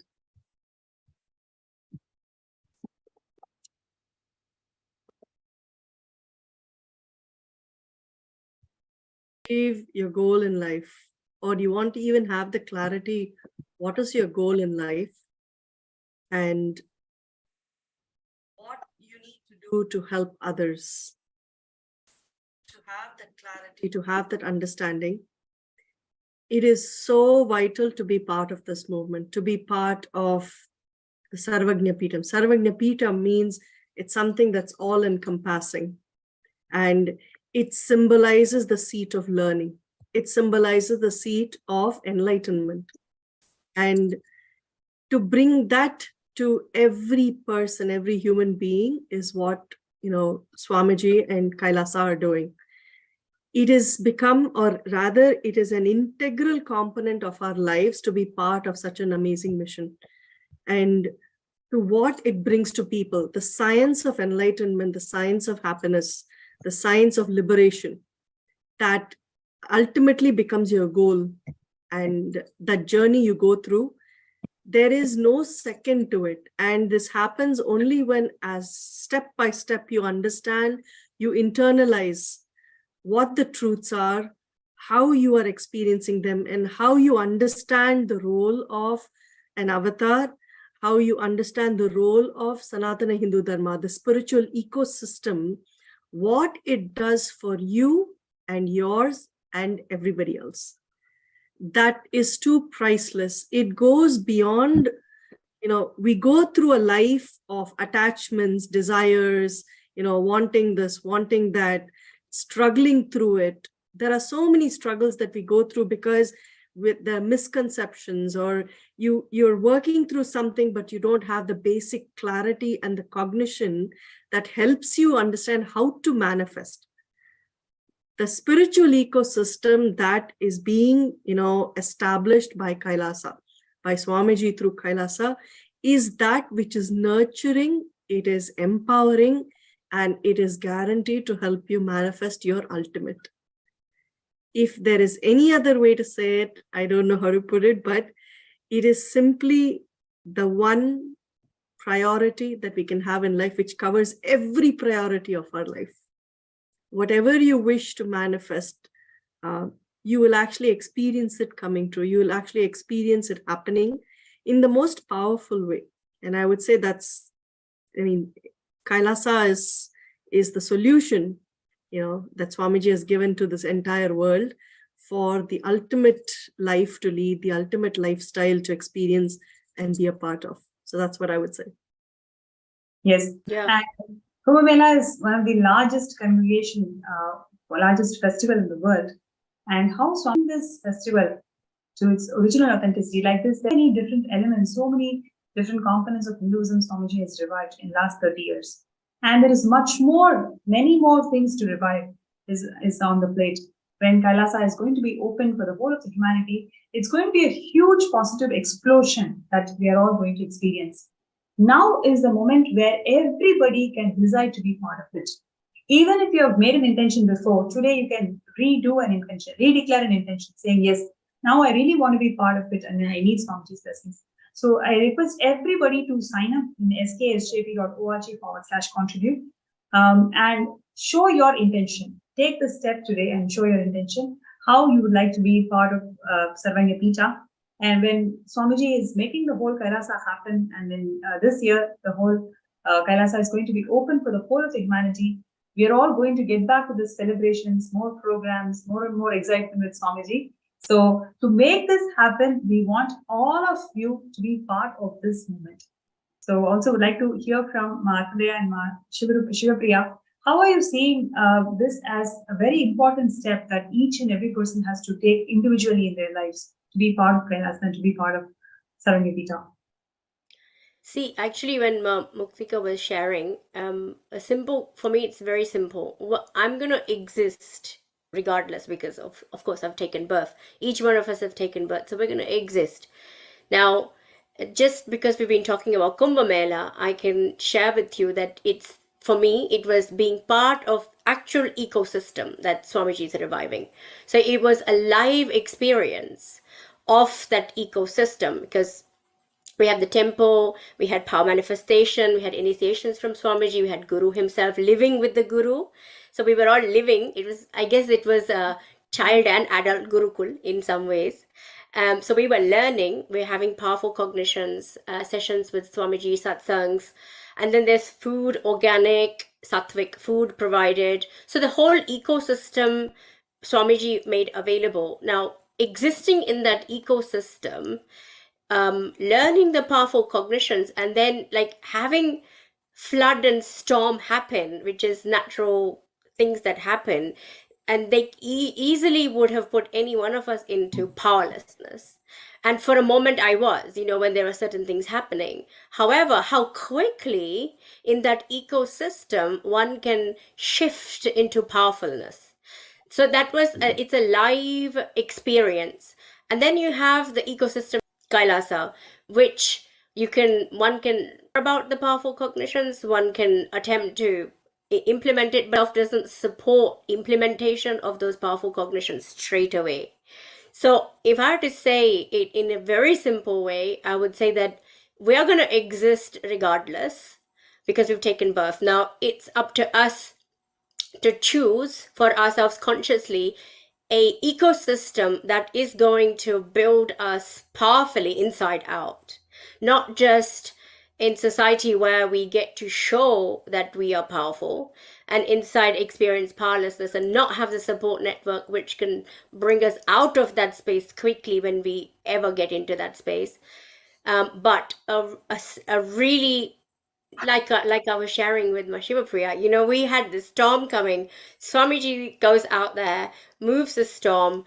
everything that needs to be fixed is fixed within a couple of hours. We're sipping a cup of tea and talking about the weather, like, it's like, I mean, shifting from utter powerlessness where you feel like you're just about to face death, and the next thing, everything is completed very quickly. In outside world, that it wouldn't happen that quickly. There'll be years and maybe months and weeks and whatever amount of time in powerlessness and all that kind of stuff. So in a nutshell, this ecosystem, it's a must, because it experientially gives us the opportunity to live in powerfulness no matter what. I'm not praying. Swamiji's taught me not to pray to God to have the problems taken away, but to have the courage to face whatever comes. So in a nutshell, I would say this is the difference, between living in an ecosystem that's going to build you powerfully versus living in an ecosystem that is going to exploit your powerlessness and keep you there. Not only If I might add, sorry, Masha, before you start, I just wanted to add one thing that really struck a chord with what Mahatma Deva was saying. See, we grow up in our normal, in the world, driven by fear, right? If you don't do this, then you will not have this. If this doesn't happen, then you're going to face the consequence of it. So you're always doing something out of fear that you will not have, that nothing is enough, or life is not going to be the best you can probably have. But what in Kumbh Mela is, whatever the eventuality, whatever the like the storm that happened, the hurricane that happened, I mean, it was we could see like a natural disaster going around, but to be able to go through that and focus on what needs to be manifested, protecting people, supporting everybody, ensuring the lives of the support systems are functioning. The focus is so much on the happening. The focus is so much on what needs to be, continued, that you actually melt away any form of fear or this stress or anxiety, saying, oh my God, how are we going to handle it? It gives you a very different perspective of living your daily life. It tells you that you can focus your energies to making the best out of everything.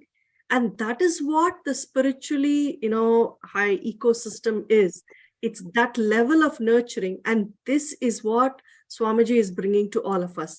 It is an essential component, just like breathing, for all of us. That's what I would say. Definitely, I will support completely whatever Muktika is saying. And the biggest change that I'm seeing, supporting this ecosystem and you experiencing this ecosystem is the most important thing.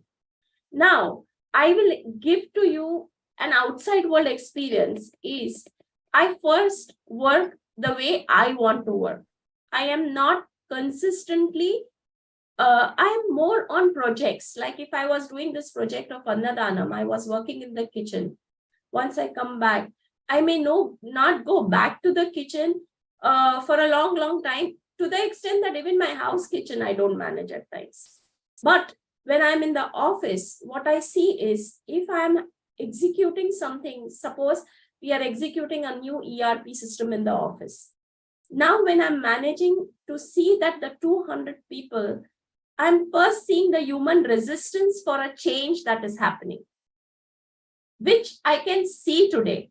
This is because of Swamiji, that you are able to see what people are going through. Now, how do you break it? There is no namaskar without chamatkar. So literally with third eye, when you catch them doing the wrong things and trying to break through the system, they feel, this lady who does not sit every day in the office and who does not know what is civil engineering, how will she execute the system? And you show them that these are the qualities which are with me because of this person, because of Swamiji. And I'm telling you, this is the point where you will see the inner awakening, the third eye awakening literally living through you. This is the point where you can enter any department and you can just barge through things only not because you are having the knowledge, but because you are equipped with third eye awakening. When you are an SJP, your commitment level changes to support this ecosystem.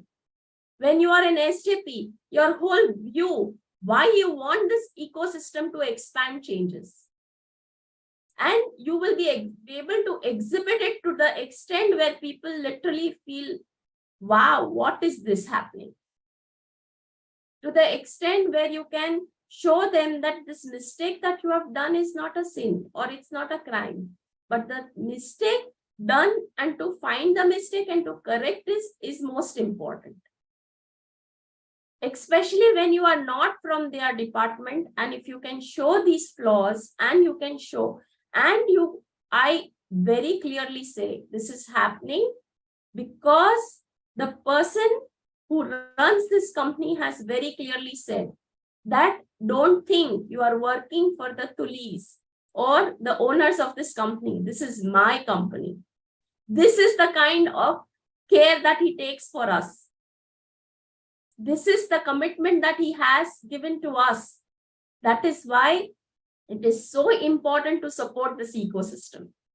That is why it is so important that you be the SJP to experience a lifestyle which is completely different. This is, and it is to be experienced. It will not come in words. It will not come. It is an experience to be an SJP. It is not a sudden change that you will suddenly get a lot of money or suddenly you will experience a lot of luxury. These are part and parcel. This will come your way. But the most important thing is you will be able to command your life and the surrounding beautifully in a much better way, beyond your comprehension, without you knowing that you are going to have the breakthrough. It will just happen. The paths will just open. Not that if you are not an SJP, it will not happen. It will definitely happen if you are a devotee of Swami Paramahamsa Nithyananda. But it will happen to the dimensions, and you are supporting the whole system when you are an SJP. You are on a different plane when you are on an SJP level. You are holding and wanting to hold the Hindu Dharma to a next level. That is why you have to be the SJP, because the command in your language when you are speaking for Hinduism will be totally different when you are an SJP. You have stood up for Hinduism. That is why you have to stand up for SJP. This is my only request. Come, be a part of SJP and experience what it is to be an SJP.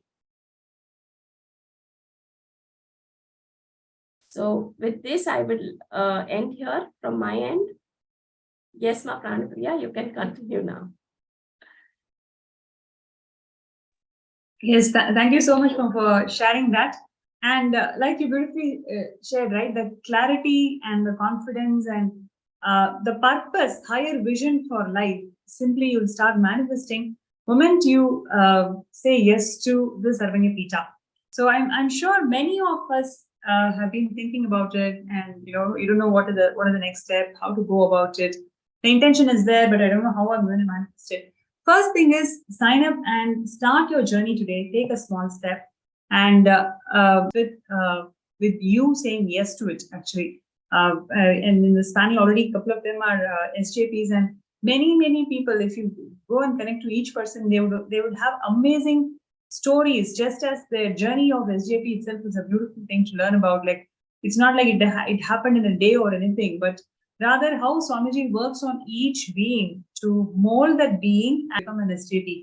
It's a journey by itself. It's a spiritual journey by itself. So I invite all the participants and viewers to take a few minutes to start this journey. Only when you start this journey, you will see the immense support system that you have, the way Swamiji holds your being. Every single Sarvanya Pita Yajaman always says this. They just feel the intense presence of Swamiji. Whenever they want, he's just there. So this amount of strength that you can radiate is something phenomenal, which everybody has to manifest it. So I request everybody to sign up and take a step towards it.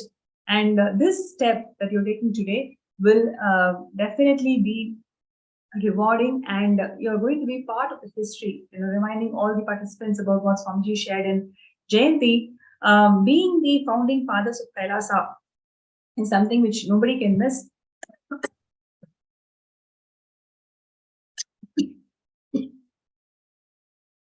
It will make you to realize the Janma Sabalya, meaning you will achieve the purpose of your life. Actually, if I might add, Pranapriya, being an active manifester of realities for yourself and supporting that of others makes us go a long way compared to passively sitting back and wondering if somebody else can, help. If the cognition is there saying, I take it in my hands to help manifest, that actually, because that's the same attitude we apply to everything in life. This is an opportunity for each and every one of us to take an active stance and to make things happen. To be guided by an avatar, to be guided by Swamiji is no small task. And he is here to support our, empowerment and support us through the journey to enlightenment. And it starts with our yes. It starts with us saying, what can I do to help? Where can I get started? The moment you have the cognition, just know that what needs to come your way, the cosmos is already sending your way. All you need to do is put yourself and allow the matter to happen. That's how beautiful the journey is, and that is how empowering it is to understand what is needed for this world. We are at a juncture in the world where we need every one of us to stand up and take an active stance. And this is our opportunity to do that. Supporting Kailasa and being there, is the most beautiful thing I think is going to happen for us this year. I feel we are not only supporting Kailasha. When we are contributing, we are supporting ourselves first.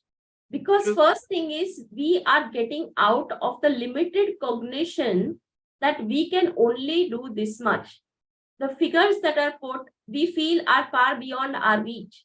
But the moment you start the journey, first thing will happen is the limited cognition drops. You have a new goal to achieve. And I tell you, you are actually not achieving the goal. The goal is happening on its own once the journey starts. Because see, if you think you can manifest that money, please be rest assured, this is Bhagwan's gift that he's passing it through you and you are feeling you are giving it to him or to Mahakailasha. You think if I call him a Bhagwan, he can manifest all that he wants. He does not need us to manifest anything. Please be very clear. It is just that he is allowing you to be the instrument to give the funds through your hands, to give you the opportunity to be the part and party of this Mahakailasha, to support and get your enlightenment. This is a mission only for you to be enlightened. He does not want to prove he is Paramhamsa Nithyananda. Here he is to prove that we all are Paramhamsa Nithyananda. So most important is, please be very clear, it is not that you can fund Kailasha or Mahakailasha. It is that you are given an opportunity to break your limited cognitions, to jump into this higher cognition. And imagine if you can create this well, or you feel you can create this well, imagine you can break so many other cognitions which are limited. Because everything in our material life is related to wealth. So I feel this is a chance that he is giving us, that we should break our limited cognition and take the leap to be the SJP and celebration of this earth.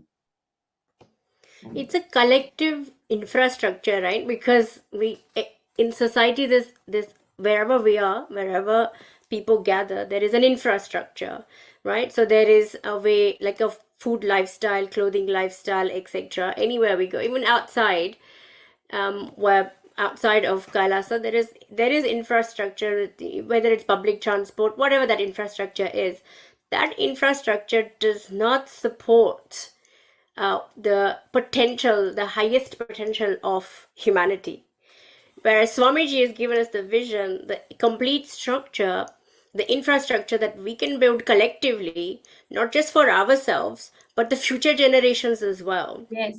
Right? So the quality of life that we live, where we are empowered rather than exploited and kept in powerlessness. So we are anyways contributing towards the societal infrastructure, because we pay taxes, we pay to, the clothing that we buy, we pay towards that, we pay towards the public transport, whatever. It's the infrastructure that is already built, the roads, etc. Right? So when you drive, you have to pay for road tax. Even if you have a television at home, you have to pay for that, etc., etc. So for everything there is payment, and that payment is building that infrastructure which is going to keep not only us but also all of the future generation in powerlessness. It does not have the intellect or intelligence to shift.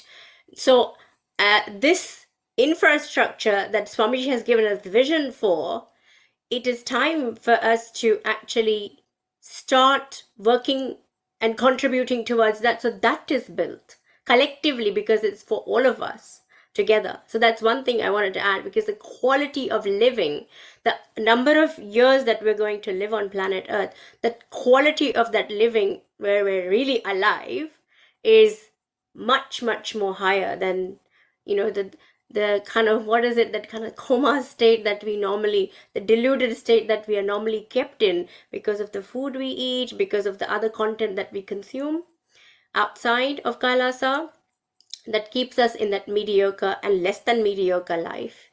Whereas the quality of living is far greater in the infrastructure that Swamiji has given us as a vision.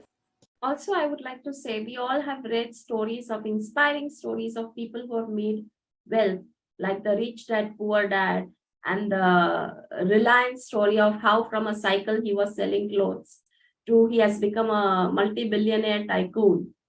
But these stories are, we feel we should get inspired. But when Swamiji is giving us a much, much, much higher goal of inspiring, of creating a country which is going to go ahead for generations, that goal we do not want. And again, he is making all of us that from a cycle, he wants us all to become billionaires so that we can contribute for this country. He wants to break our limited cognitions. And this, I'm still telling you, SJP, to be an SJP is only your personal growth. That is my experience. And I promise you that when he holds your hand, the moment you take the decision to be an SJP, you will not be manifesting that. Wealth will get manifested through you. He makes you the reliance, everybody the reliance, but not to buy the huge gold cars and huge houses, but to build the Mahakailasha for the generations to come, where the ecosystem for Hinduism is going to be alive, where you, the way you talk, the way you walk, the way you live will be exhibited in our coming generations also, where they will be proud to wear the Rudraksh, where they will be proud to put on the Kumkum without feeling ashamed that they are Hindus. So if you want the future generations to live this ecosystem, we all have to stand up just with a commitment that yes, we will be the SJPs.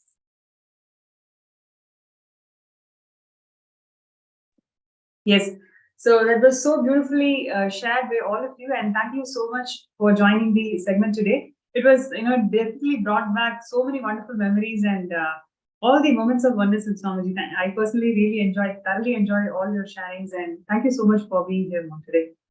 And to all the viewers and participants, once again, I'd like to reiterate that this is a lifetime opportunity for all of us to be part of the mission when Paramashivam himself has descended, and he's creating this grand narrative for the Sanatana Hindu Dharma, and it is happening now. Right now, it's happening. It is the best thing that we can do to ourselves and the planet Earth by being part of Sarvapita. So you can sign up yourself in sksjp.org/contribute. And next we will be having the preparation into the Darshan of Supreme Point of Hinduism, Swamiji, manifesting as Kalabhairava Murthy. So let us get ready and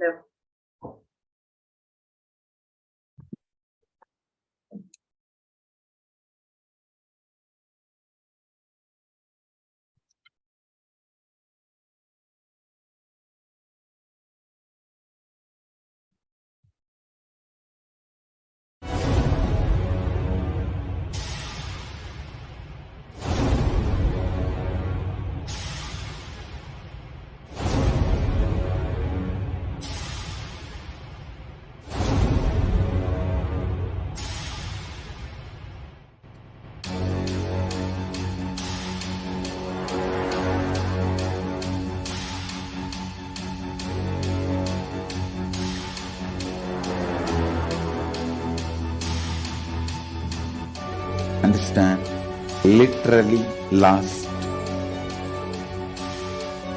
39 years from the age of 5, whatever Paramashiva manifested through teaching, speaking, writing, every way, condensing the whole thing and presenting it to you all as experientially in these 21 days through this Jnana Charya, Jnana Kriya, Jnana Yoga, Jnana Jnana is Mahaparamashivoham. Lifestyle for just Paramashiva.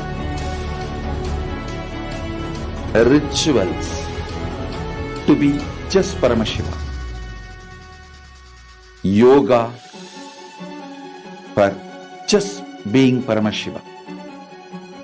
Jnana, just Paramashiva.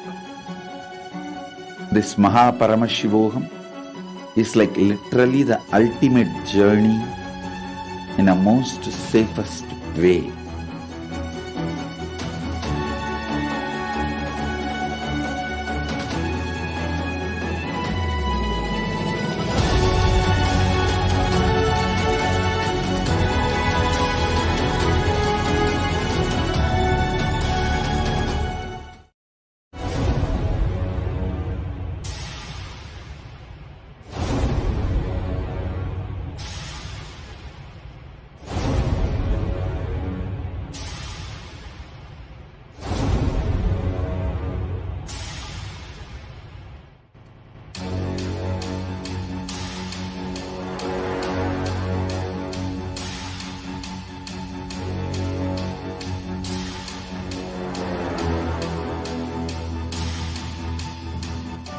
Understand, literally last 39 years from the age of 5, whatever Paramashiva manifested through teaching, speaking, writing, every way, condensing the whole thing and presenting it to you all as experientially in these 21 days through this Jnana Charya, Jnana Kriya, Jnana Yoga, Jnana Jnana is Mahaparamashivoham. Lifestyle for just Paramashiva. Rituals to be just Paramashiva. Yoga for just being Paramashiva. Jnana, just Paramashiva. This Mahaparamashivoham is like literally the ultimate journey in a most safest way.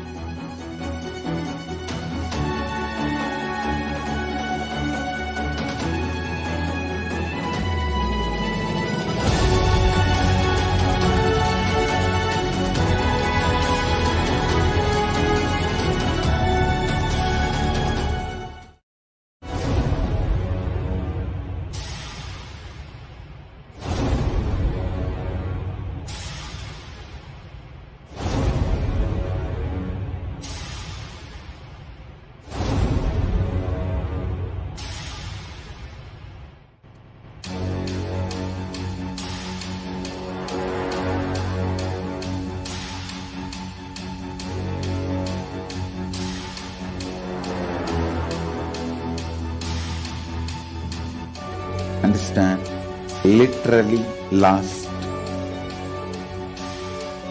39 years from the age of 5, whatever Paramashiva manifested through teaching, speaking, writing, every way, condensing the whole thing and presenting it to you all as experientially in these 21 days through this Jnana Charya, Jnana Kriya, Jnana Yoga, Jnana Jnana is Mahaparamashivoham. Lifestyle for just Paramashiva. Rituals to be just Paramashiva. Yoga for just being Paramashiva. Jnana just Paramashiva. This Mahaparamashivoham is like literally the ultimate journey in a most safest way.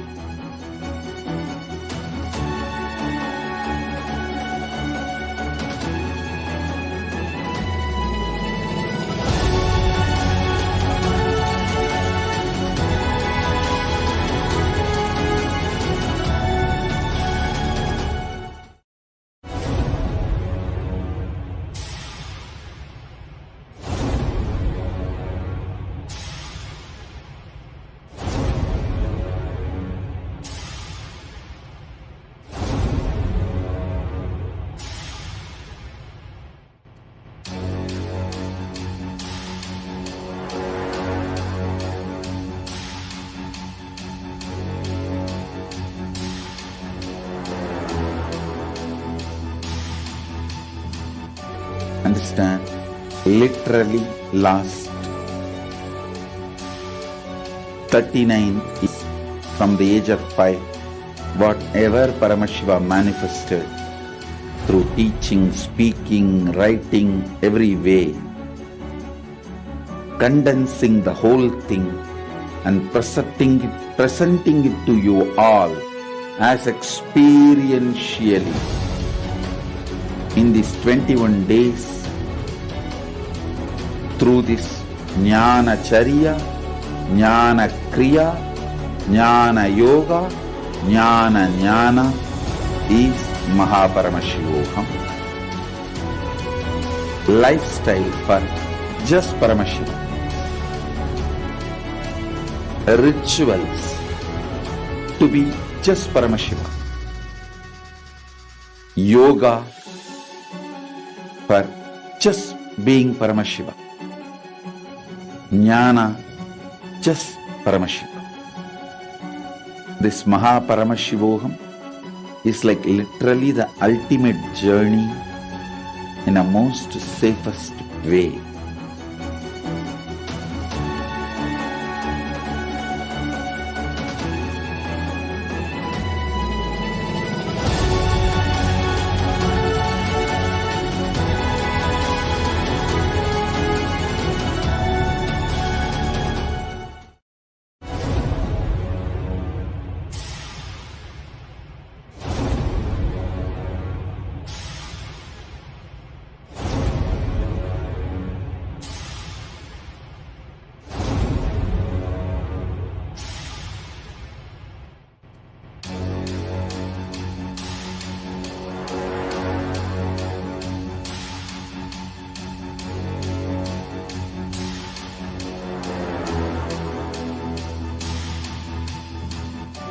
Understand, literally last 39 years from the age of 5, whatever Paramashiva manifested through teaching, speaking, writing, every way, condensing the whole thing and presenting it to you all as experientially in these 21 days through this Jnana Charya, Jnana Kriya, Jnana Yoga, Jnana Jnana is Paramashivam. Lifestyle for just Paramashivam. Rituals to be just Paramashivam. Yoga for just being Paramashiva. Jnana just Paramashiva. This Paramashivoham is like literally the ultimate journey in a most safest way.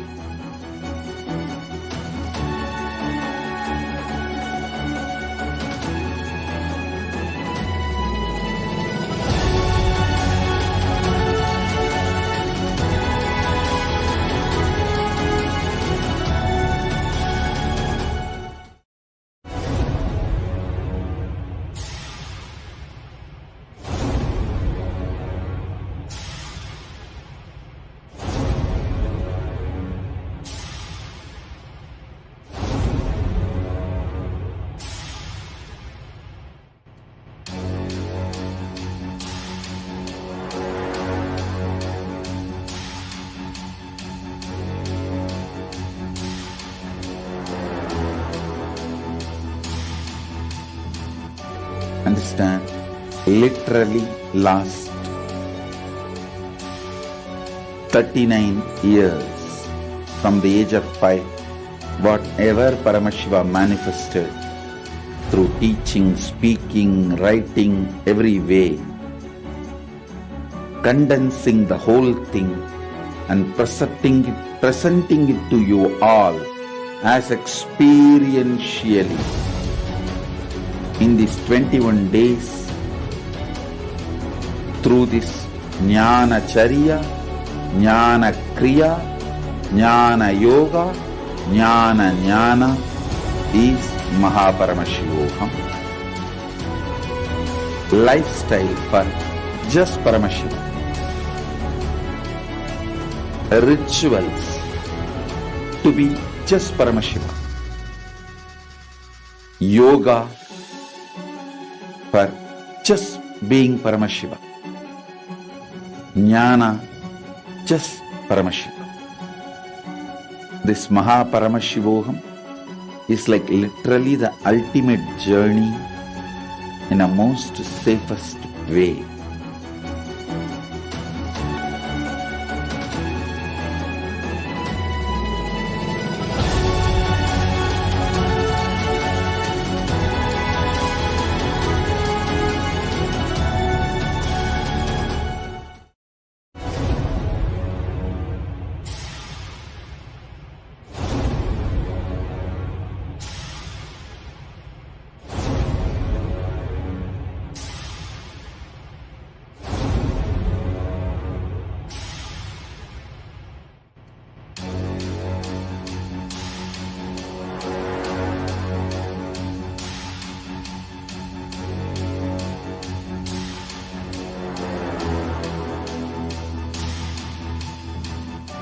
Understand, literally last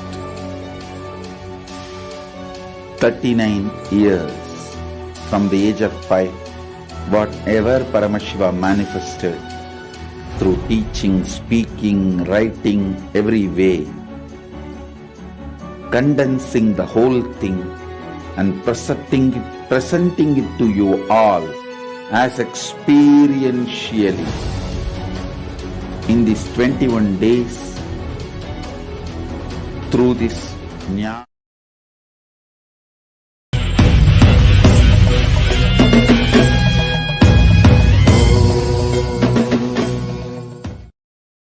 I have incorporated this Kailasa, nation without borders. Kailasa, nation without borders. In a way I can say whole universe is the Kailasa.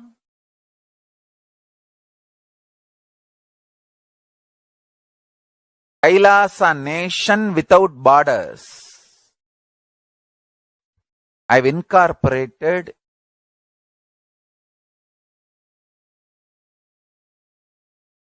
in multiple countries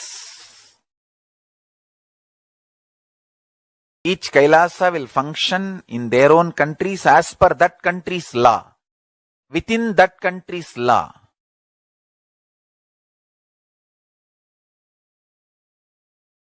Understand?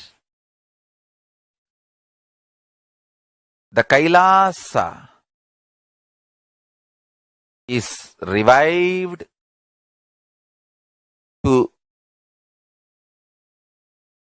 do contribution, uniting the nations for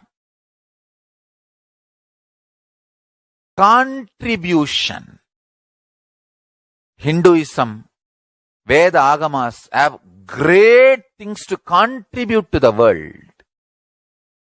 Like the great power manifestation science, the ancient culture and arts, the ancient lifestyle truths, the ancient medical practices and medicinal knowledge, the ancient indigenous cultural heritage and jewelry, perfume, dance, music. In every level, Hinduism has so much to contribute. Veda Agamic traditions have so much to contribute. To share all this with the world, to contribute to the world.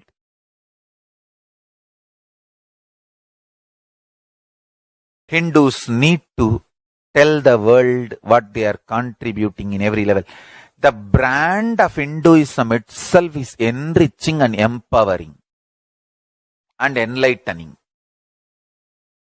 Hinduism is all about enlightenment, empowering, enlightening, enriching the world, contributing.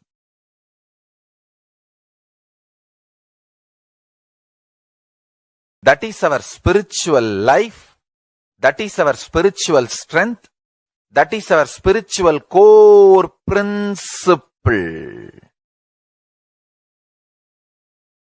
O humanity,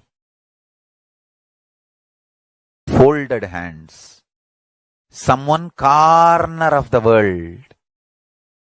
If you just give me few hundred acres, will keep this whole science alive. Leave it for the whole humanity freely. Fortunately, Paramashiva has given me the power to decode all this Hindu medicinal system, Hindu judiciary system, Hindu social law and order system, Hindu power manifestation system, Hindu mental sciences system, Hindu yogic sciences, the sciences of Hindu biology, Hindu physics, Hindu psychology, Hindu physiology, Hindu chemistry, all this Paramashiva has given me the power to decode. Whatever the remaining scriptures are available with the humanity, Paramashiva has blessed me, and I have collected. Not only I have collected and organized, I can decode. This whole science can be kept alive. In any one corner of the world, just few hundred acres are given for me to live peacefully and exist peacefully. I can store this whole thing alive and contribute it to humanity. Humanity can become better and better and better. I can make the planet Earth so much better place to live. I am here to contribute, and I will continue to contribute.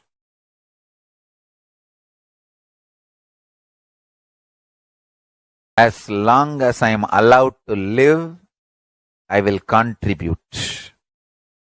I have collected all the remaining available scriptures, maybe 2 crore books. 2 crore means 20 million, I think, books on Hindu physics, Hindu chemistry, Hindu biology, Hindu physiology, Hindu psychology, Hindu law and order, Hindu social system, the power manifestation sciences of Hinduism, yogic sciences of Hinduism. I have collected, and Paramashiva has given me the blessings and power to decode. I have decoded and continuing to decode them. If the humanity, somebody is kind enough to give me few hundred acres in one corner of the world and let me live peacefully, I can keep all these scriptures there and go on sharing with the world, revealing these whole sciences to the world, and go on contributing. I don't need anything other than 1 cup of curd rice every day. That's all. A cup of curd rice per day over. I can go on be giving this to the world. I can add to the world. I can make the world a better place to live. That's all I have to say.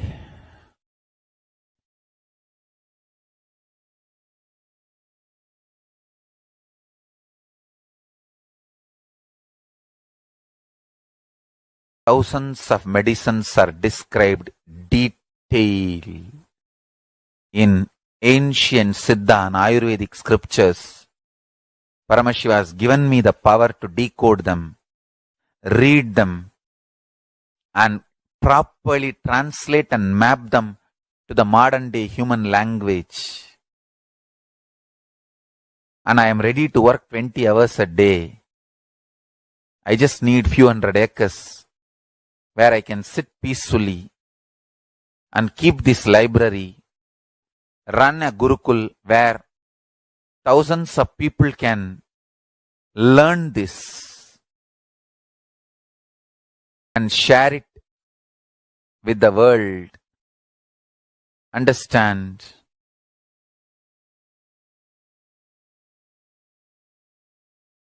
I am only interested in contributing.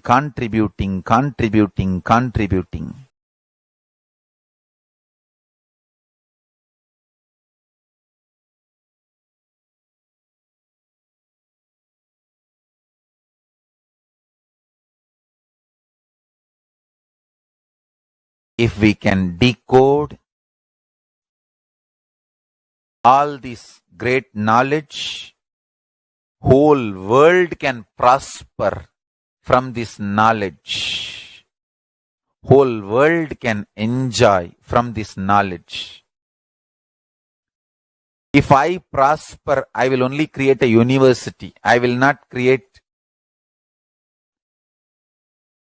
anything else. If the Hindus prosper, they will only create education institutions. Because Hinduism is all about giving, contributing. If I prosper, I'll create university, that's all. Kailasa is all about university, to decode the ancient sciences and share with the world. Understand? Every day I am sitting and going on decoding, writing notes on my books and writing details on my books. Whether it is making human beings manifest powers, and I have also now started downloading and decoding the science of making animals manifest powers. Whether making people manifest powers or healing,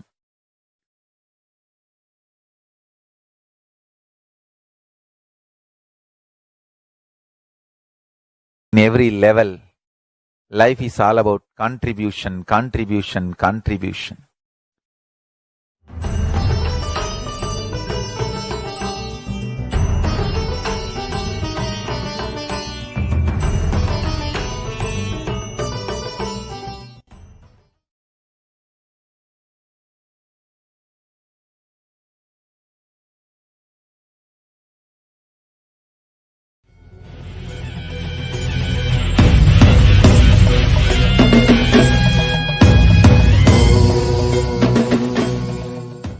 Today is March 2nd.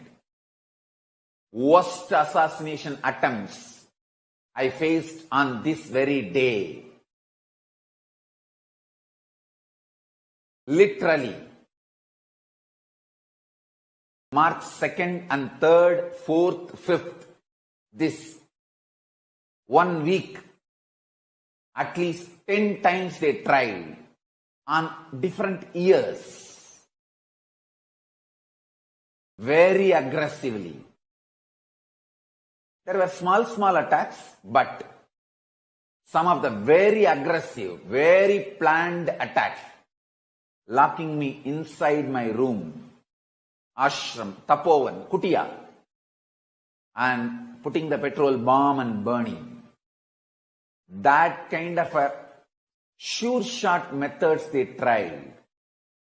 By the grace of Paramashiva, protection of Mahabhairava, I am still alive. I am saved by the grace of Paramashiva and protection of Mahabhairava, Mahakala Bhairava. Still, I am continued to be protected by the grace of Paramashiva and protection of Mahakala Bhairava. You can see the photos and videos edited even by us. It was done a live reality show by national news channels of India. They were pride about burning me live. They were not interested in legally dealing with me. First of all, I have not done anything wrong, anything illegal or immoral or antisocial. I have not done anything wrong in any level. They just want to eliminate me because I am working for the revival of power manifestation science and Hinduism. Spiritual enlightenment science stored in Hinduism. I never worked against any other religion. I never spoke against any religion. I just started working to revive Hinduism. That's all. I have faced so much aggression, terrorist attacks on me, assassination attempts, lawfare,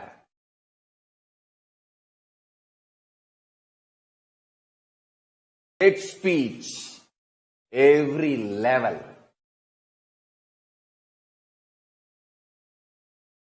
Today I am here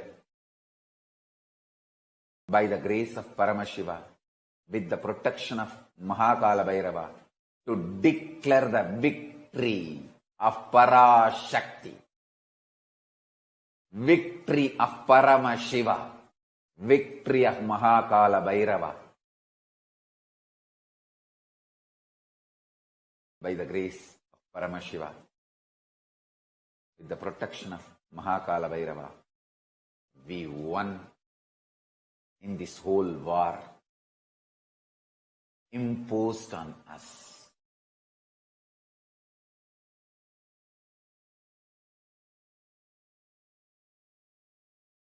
Understand?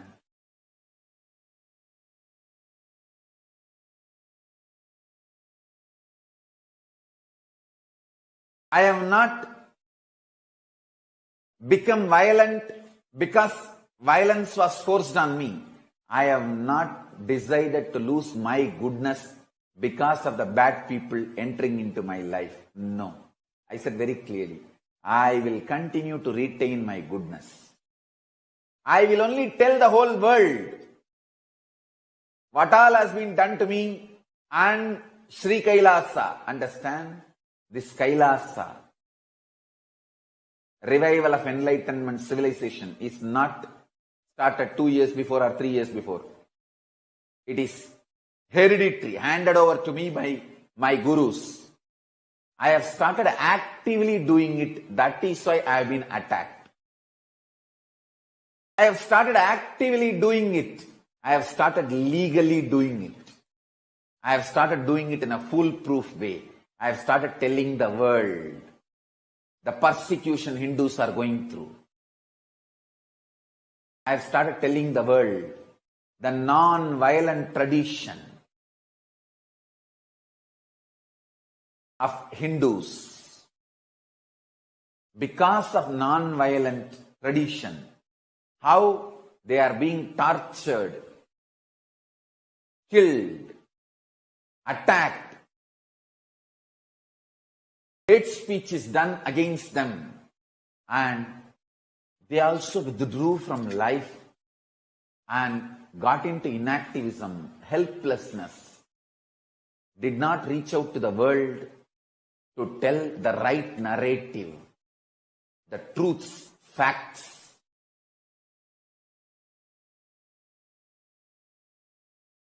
Even now, Hindus are being portrayed all over the world as terrorists, even after being attacked.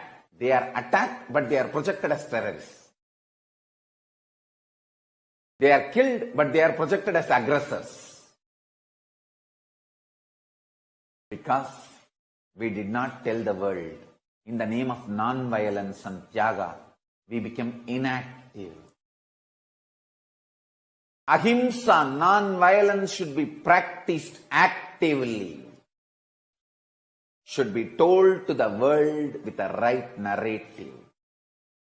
How, even after being abused, attacked, hate speech, destroyed, killed, assassination attempts, still we continue to maintain non-violence and ahimsa because we believe in it. We live it. We be and live and believe. We are being, living and believing. Non-violence and ahimsa. We just missed actively enriching the world, reaching out to the world. Sri Kailasa is formed of telling the great ideals, non-violence, ahimsa, Tyaga, all the gurus lived, practiced, lived, believed,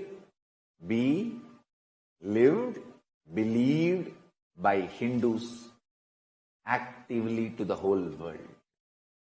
Hindus need only one thing: actively enriching. You should have worked on all the mass communication infrastructures and reached out to the world through entertainment industry, through the mass communication methodologies, to mass media methods, and to the United Nations, and to every human rights organization, and to the whole world. How non-violent we are, and why we believe in ahimsa, non-violence, all these great principles. Actively enriching, organized way enriching should have been done, which Hindus missed. Sri Kailasa is created, revived for that purpose. Sri Kailasa is age-old nation, age-old enlightened civilization. I am only reviving it. I am not creating it. I am reviving it.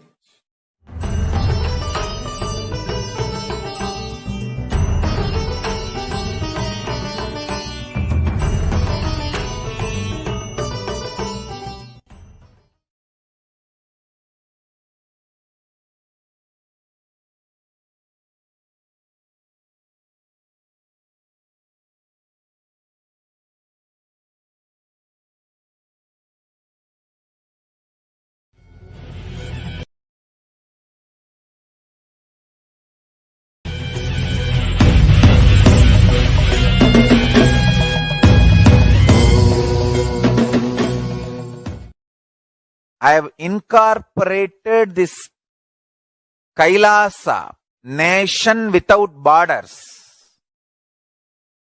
Kailasa, nation without borders. Say, whole universe is the Kailasa.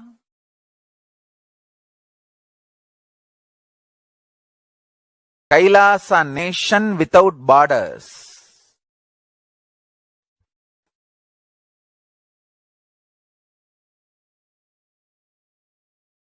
In multiple countries, each Kailasa will function in their own countries as per that country's law, within that country's law.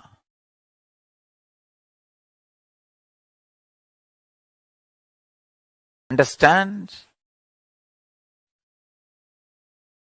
The Kailasa is revived to do contribution, uniting the nations for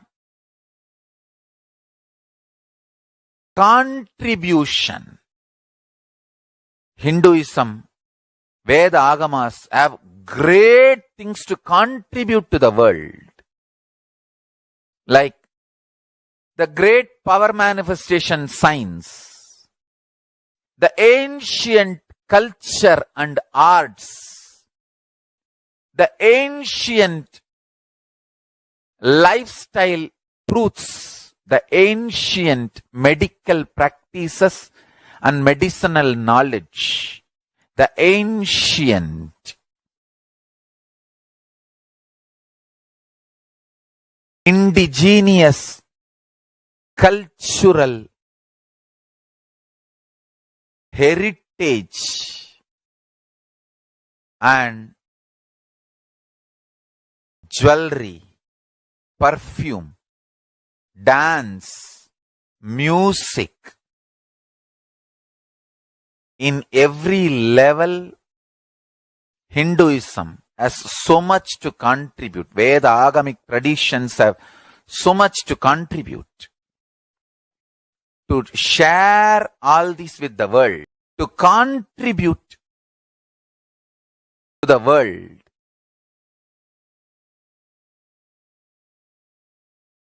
Hindus need to tell the world what they are contributing in every level. The brand of Hinduism itself is enriching and empowering and enlightening. Hinduism is all about enlightening the world. Empowering, enlightening, enriching the world. Contributing.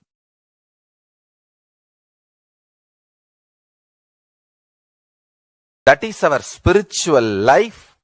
That is our spiritual strength. That is our spiritual core principle. O humanity, I recommend some one corner of the world. If you just give me few hundred acres, I will keep this whole science alive. Leave it for the whole humanity freely.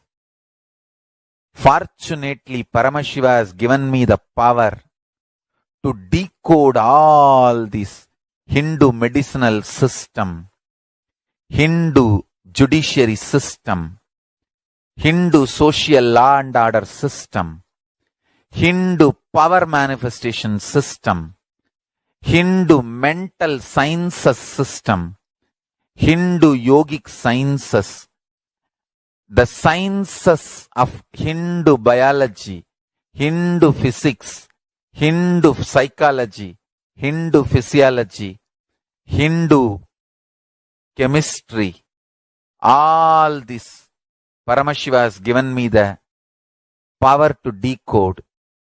Whatever the remaining scriptures are available with the humanity, Paramashiva has blessed me, and I have collected, not only I have collected and organized, I can decode. This whole science can be kept alive in any one corner of the world. Just few hundred acres are given for me to live peacefully and exist peacefully. I can store this whole thing alive and contribute it to humanity. Humanity can become better and better and better. I can make the planet Earth so much better place to live. I am here to contribute, and I will continue to contribute.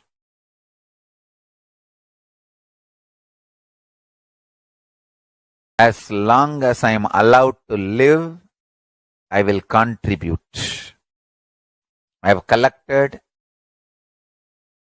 all the remaining available scriptures, maybe 2 crore books. 2 crore means 20 million, I think, books on Hindu physics, Hindu chemistry, Hindu biology, Hindu physiology, Hindu psychology, Hindu law and order, Hindu social system, the power manifestation sciences of Hinduism, yogic sciences of Hinduism. I have collected, and Paramashiva has given me the blessings and power to decode. I have decoded and continuing to decode them. If the humanity, somebody is kind enough to give me few hundred acres in one corner of the world and let me live peacefully, I can keep all these scriptures there and go on sharing with the world, revealing these whole sciences to the world, and go on contributing. I don't need anything other than 1 cup of curd rice every day. That's all. A cup of curd rice per day over. I can go on be giving this to the world. I can add to the world. I can make the world better place to live. That's all I have to say.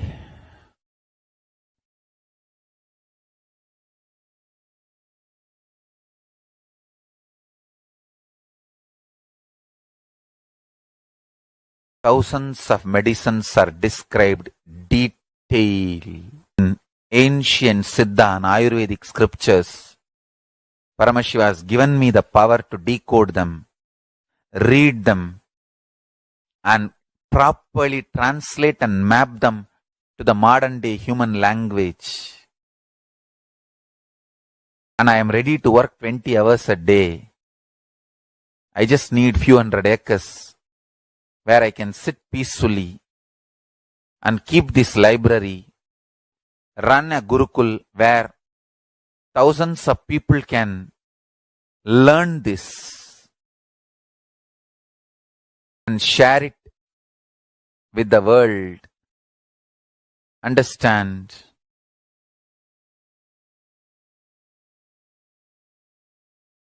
I am only interested in contributing.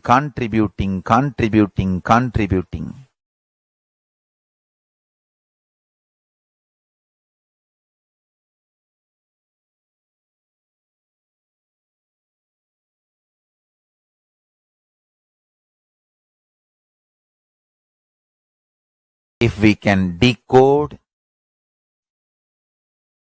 all this great knowledge, whole world can prosper from this knowledge. Whole world can enjoy from this knowledge. If I prosper, I will only create a university. I will not create anything else. If the Hindus prosper, they will only create education institutions. Because Hinduism is all about giving, contributing. If I prosper, I'll create university, that's all. Kailasa is all about university to decode the ancient sciences and share with the world. Understand? Every day I am sitting and going on decoding, writing notes on my books and writing details on my books. Whether it is making human beings manifest powers, and I have also now started downloading and decoding the science of making animals manifest powers. Whether making people manifest powers or healing,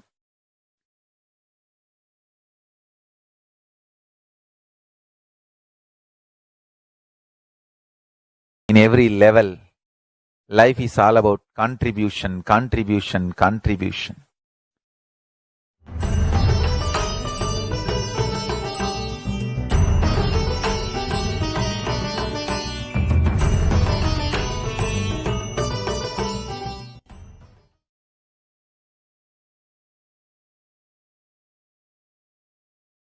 Many people asked me, Swamiji, why did you leave such a huge empire you built in India and sitting somewhere in one corner for so many years? Be very clear. It's already 3 years I left India, more than 3 years. This 3 years is worth because I've done the foundation, legal.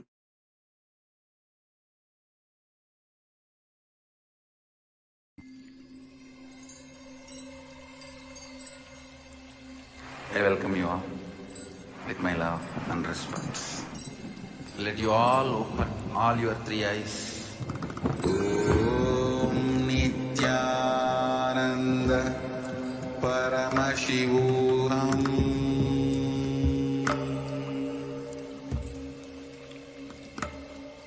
Om Nithyananda Paramashivam.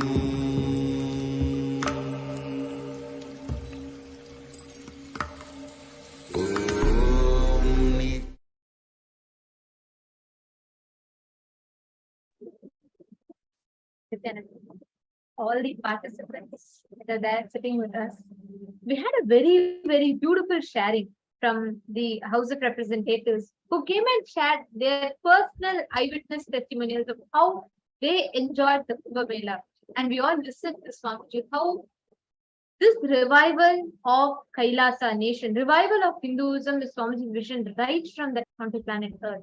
And how despite also how the attacks happened on Swamiji and how persistently Swamiji persevered to give us this nation called Kailasa so that all of us Hindus can experience Hinduism. All the participants that are watching us, all the viewers that are watching us on Facebook Live and on various other social media platforms, on YouTube, etc., I request all of you to share with us. Let us know how many of you want to be a part of Kailasa, this great grand happening.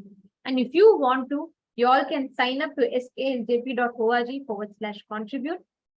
And now it is time for all of us to enter into the Bhava Samadhi Darshan of Bhagwan Mahakala and Bhava Samadhi Darshan. This is the darshan where they understand the pure consciousness manifests through the being and physically through the Nija Avatara. This science is called as Bhava Samadhi Darshan.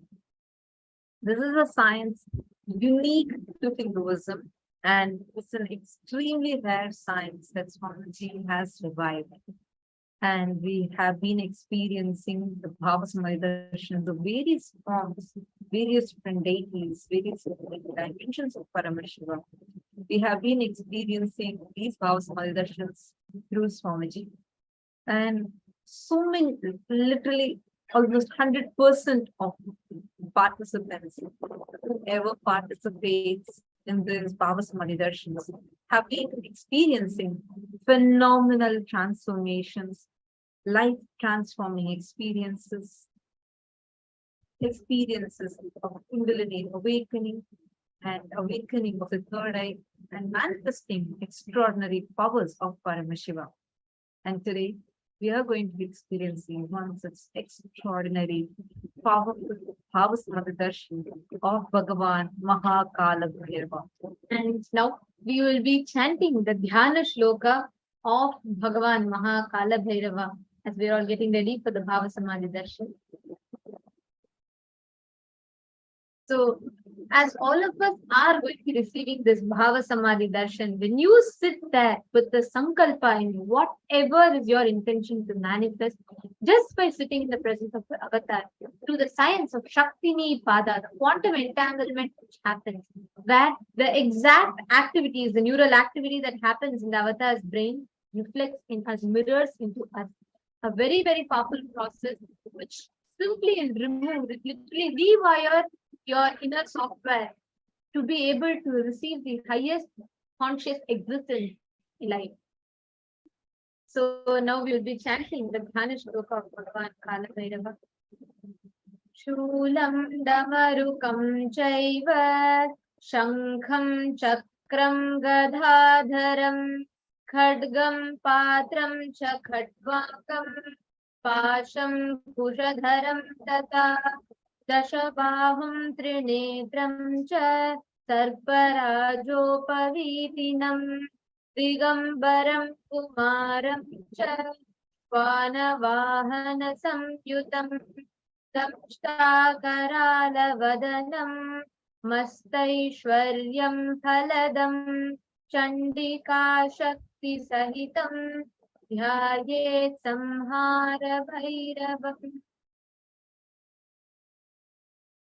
Now, in this same space, let us get into the space of meditation. Please sit with your head, neck and spine, close your eyes, and start chanting the Mahavakya. Om Nithyananda Paramashivam. Continuously chant the Mahavakya and be in a deep blissful awareness. Please have your eyes closed. Inhale and exhale deeply and slowly. And now, in space, prepare your inner space of immense gratitude and get ready to receive the darshan of Bhagavan Mahakala Bhairava.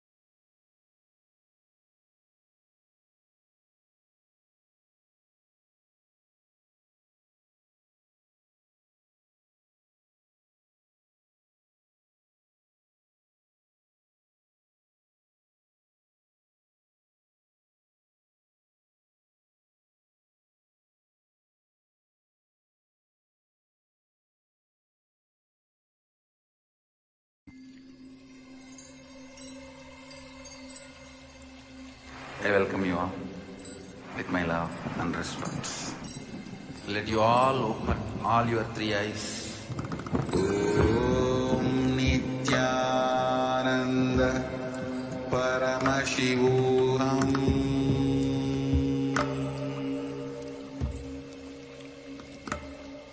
Om Nithyananda Paramashivam.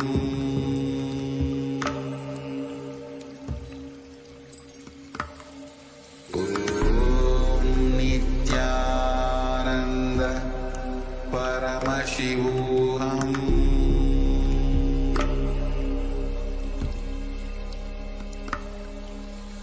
Om Nithyananda Paramashivam.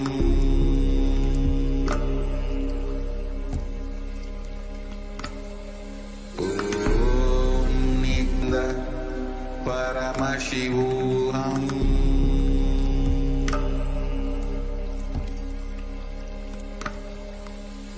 Om Nithyananda Paramashivam.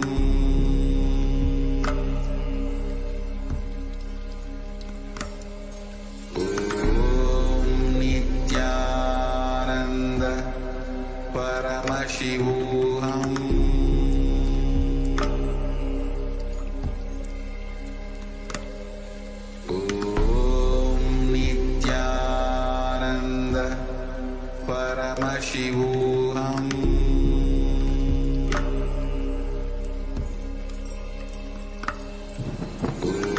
Om Nithyananda Paramashivam.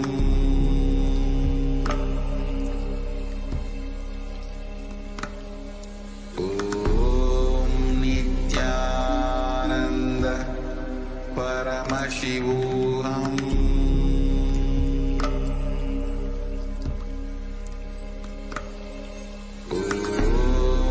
Nithyananda Paramashivam.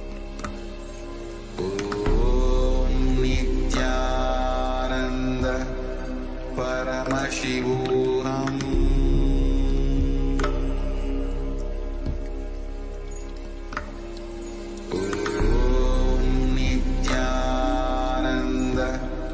Paramashivam.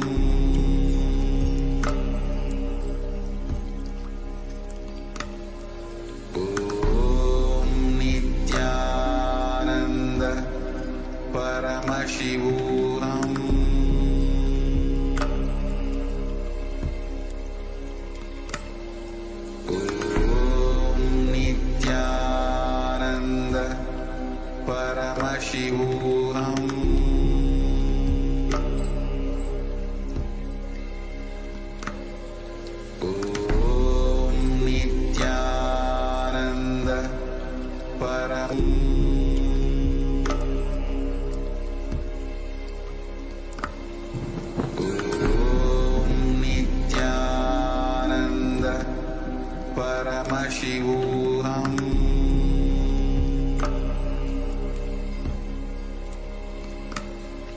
Om Nithyananda Paramashivam.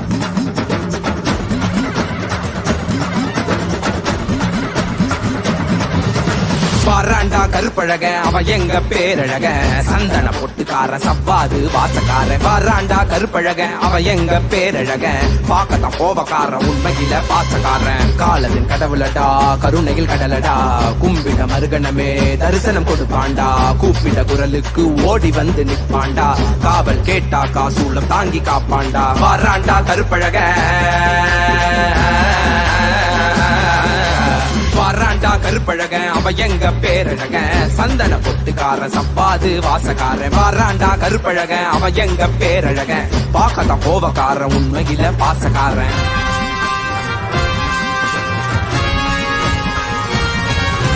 ஏழுகால பூஜைகடா செய்யு பாக்கியம் கிடைச்சதடா கற்று வச்ச மந்திரமும் கண்ண கண்டது மறந்ததடா ஏழு கால பூஜைகடா செய்யு பாக்கியம் கிடைச்சதடா கற்று வச்ச மந்திரமும் கண்ண கண்டது மறந்ததடா பாலபிஷேகம் செய்திடவே பாவ மோஷம் கிட்டியதடா கோவ கார கண்ணத்துக்கு சந்தனத்த புசுங்கடா அழகின் அம்சமடா என் மீச மாமனடா வாராண்டா வாராண்டா அவ கண்ண உருட்டிக்கிட்டு வாராண்டா வாராண்டா அவ மீச முருகிக்கிட்டு வாராண்டா வாராண்டா அவ நெஞ்ச நிமிட்டிக்கிட்டு வாராண்டா வாராண்டா அவ சூழோ எழுதிக்கிட்டு வாராண்டா கருப்பழக அவ எங்க பேரழக சந்தன பொட்டுக்கார சப்பாது வாசக்கார வாராண்டா கருப்பழக அவ எங்க பேரழக பாக்கத்த கோபக்கார உண்மையில பாசக்கார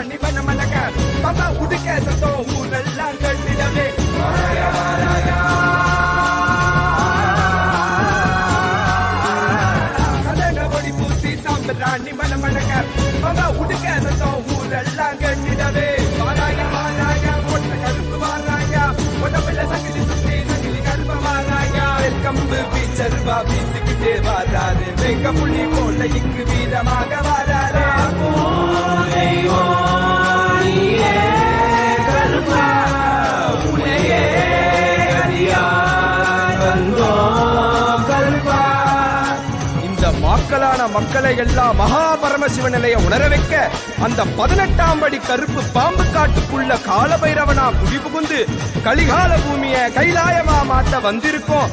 அம்மையப்பன் நித்யானந்தன் பூரணம் கொண்டு வந்த அழக பாடிடதான் வேண்டுமோ? நித்யானந்தா நித்யானந்தா நித்யானந்தா நித்யானந்தா நித்யானந்தா நித்யானந்தா நித்யானந்தா நித்யானந்தா சட்டக்க விரிச்சுக்கிட்டு போனமா முனாகட்டும், சட்டக்க விரிச்சுக்கிட்டு போனமா முனாகட்டும். கோடாரி முறுக்கு மீச கருப்பா எங்க கருப்பா, எனக்கே உனக்காக தந்தேனையா கருப்பா, எனக்கே உனக்காக தந்தேனையா கருப்பா. கண்டவாள போட்டுக்கிட்டு சங்கிலி மணி மாலை சுத்தி, கண்டமாலை போட்டுக்கிட்டு சங்கிலி மணி மாலை சுத்தி, வெள்ளி சூளம் கையில கருப்பா, பெரிய வெள்ளி சூளம் கையில கருப்பா. எங்க கருப்பா, அழகு கருப்பா, போட்ட கருப்பா, சங்கிலி கருப்பா, விரைவில் வருவாய் எந்த கருப்பா, எந்த கருப்பா வருவாய் குருவாய் அருள்வாய், வருவாய் குருவாய் அருள்வாய் கருப்பா, நீ வருவாய் குருவாய் அருள்வாய் கருப்பா. பசமுடன் ஓடி வந்து நேசமாக அருள தந்து நாய் போல வாச காட்டும் கருப்பா, மற்ற குழந்தை போல வாசத்தை காட்டிடுவான். மெச்ச ஒரு அதிகில்ல கருப்பா, உன்னை மெச்ச ஒரு அதிகில்ல கருப்பா, பெரிய கருப்பா. வீச்சருவா வீசுக்கிட்டே வராரு, வெங்க புண்ணி போல இங்கு வீரமாக வராரு. கருப்பா உன்னையே அடியார் வந்தோ கருப்பா. நித்யானந்தா நித்யானந்தா நித்யானந்தா நித்யானந்தா நித்யானந்தா நித்யானந்தா நித்யானந்தா நித்யானந்தா.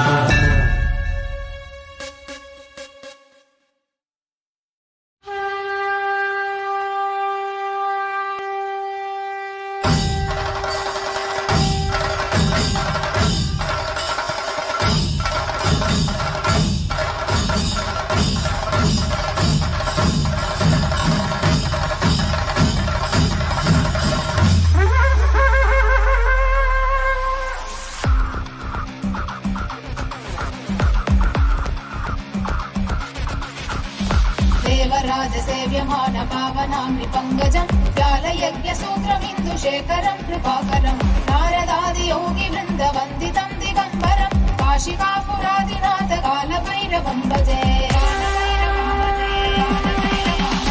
देवराजसेव्यमान पावनाम्नि पङ्कजम् व्यालयज्ञसूत्रमिन्दुशेखरम् कृपाकरम् नारदादियोगिवृन्दवन्दितम् दिगम्बरम् काशिकापुरादिनाथ कालभैरवम् भजे.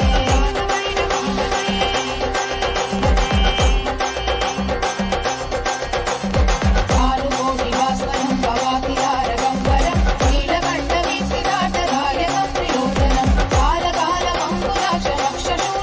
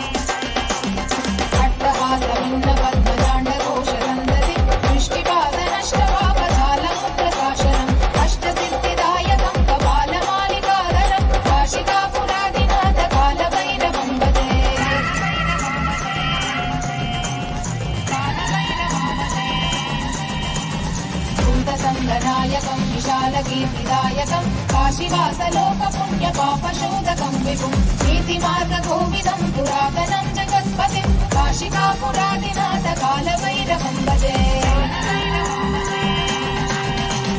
कालभैरवाष्टकं पठन्ति ये मनोहरं ज्ञानमुक्तिसाधनं विचित्रपुण्यवर्धनं शोकमोहदैन्यलोभकोपतापनाशनं हे प्रयाति कालभैरवां सन्निधिं काशिकापुरादिनाथ कालभैरवं भजे काशिकापुरादिनाथ कालभैरवं भजे काशिकापुरादिनाथ कालभैरवं भजे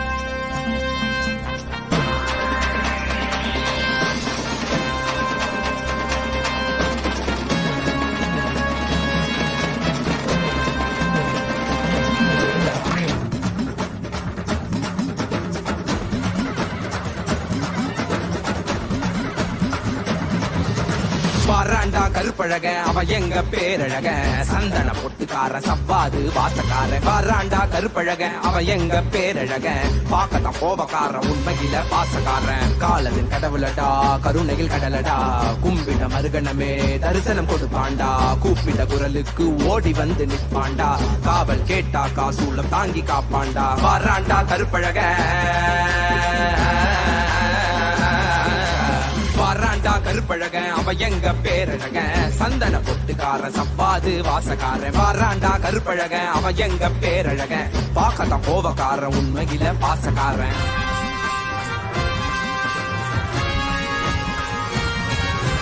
ஏழு கால பூஜைகடா செய்யும் பாக்கியம் கிடைச்சதடா கற்று வச்ச மந்திரமும் கண்ண கண்டது மறந்ததடா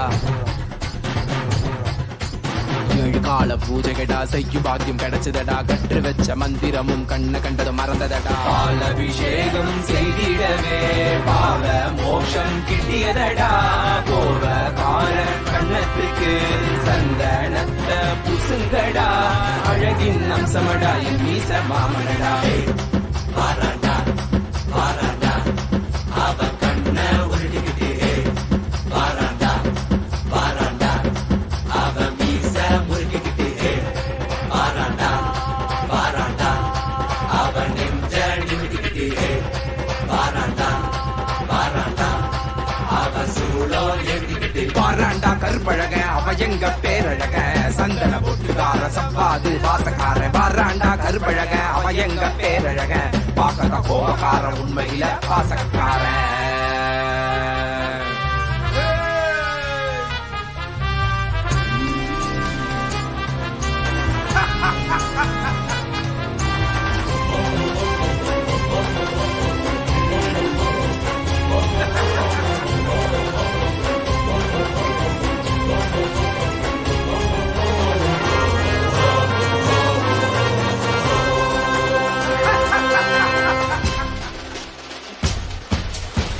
அவசரத்தில் அலங்கரிச்சாலும் அவன் அழகுக்கு பஞ்சமில்லையே பூமால பார்த்து புட்டாக்கா அவன் ஆனந்தத்திற்கு எல்லையே இல்ல ஏற்றிய தூபத்தை விட உண்மைனி மணக்குதையா காட்டிய தீபத்தில் திவ்ய தரிசனம் கிட்டியதையா குசித்த நைவேத்தியத்தால் அமிர்தம் ஒன்று கிடைத்ததையா கண்ட கற்பூர காட்சியிலே கண்கள் கசிந்து வடிந்ததையா சந்தன மேனியனுக்கு சந்தனத்துல பட்டகிடு கண்ணில மைய தீட்டிவிடு சந்தன மேனியனுக்கு சந்தனத்துல பட்டகிடு கண்ணில மைய தீட்டி மீசகத்தா முறுக்கி விட முறைச்சி பார்த்தாக்கா கண்ணத்தை கிள்ளி விடுடா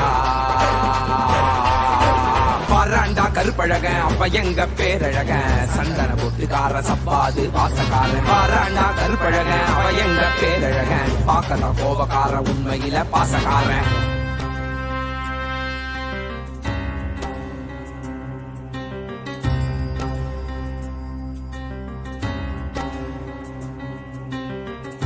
தேவியின் கருணையுடன் சிவனின் விஸ்வரூபம் நடப்போரின் கர்மம் நீக்கி காத்திடுவான். மாயையை விலக்கியே பூர்ணத்துவத்தை வென்ற கால காலனிவன் சகல கால பூஜையுடன் இந்நாளும் முடிந்ததடா. வேறென்ன வேண்டும் இனி உன்னை கட்டி அணைப்பேனடா. திருமேனி தீண்டவே அனுதினம் எழுவேனடா. திருமேனி தீண்டவே அனுதினம் எழுவேனடா. சத்தியம் சாத்தியமானதடா. நெஞ்சம் நித்யானந்தத்தில் நிறைந்ததடா. நிறைந்ததடா. நிறைந்ததடா. நித்யானந்தம் நித்யானந்தம் நித்யானந்தம் நித்யானந்தம் நித்யானந்தம் நித்யானந்தம் நித்யானந்தம்.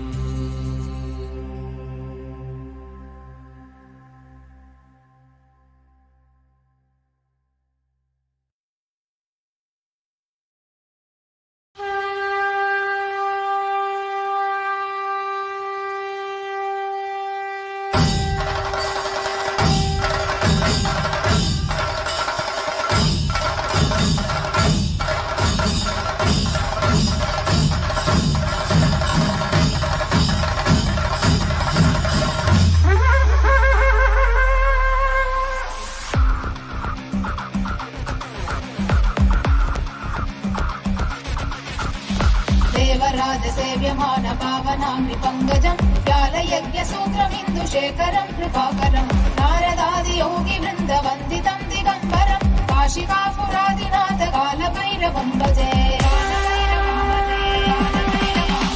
देवराज सेव्यमान पावनाङ्घ्रि पङ्कजं व्यालयज्ञसूत्रमिन्दुशेखरं कृपाकरं नारदादियोगिवृन्दवन्दितं दिगम्बरं काशिकापुरादिनाथ कालभैरवं भजे.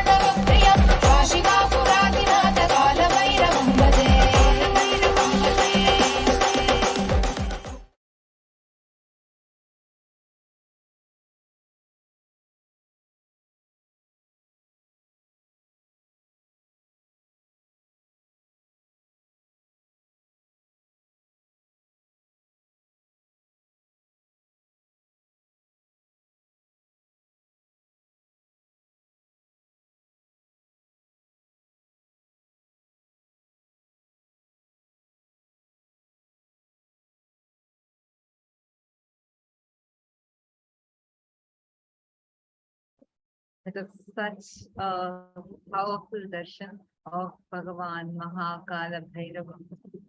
Just had this beautiful darshan. Now we are going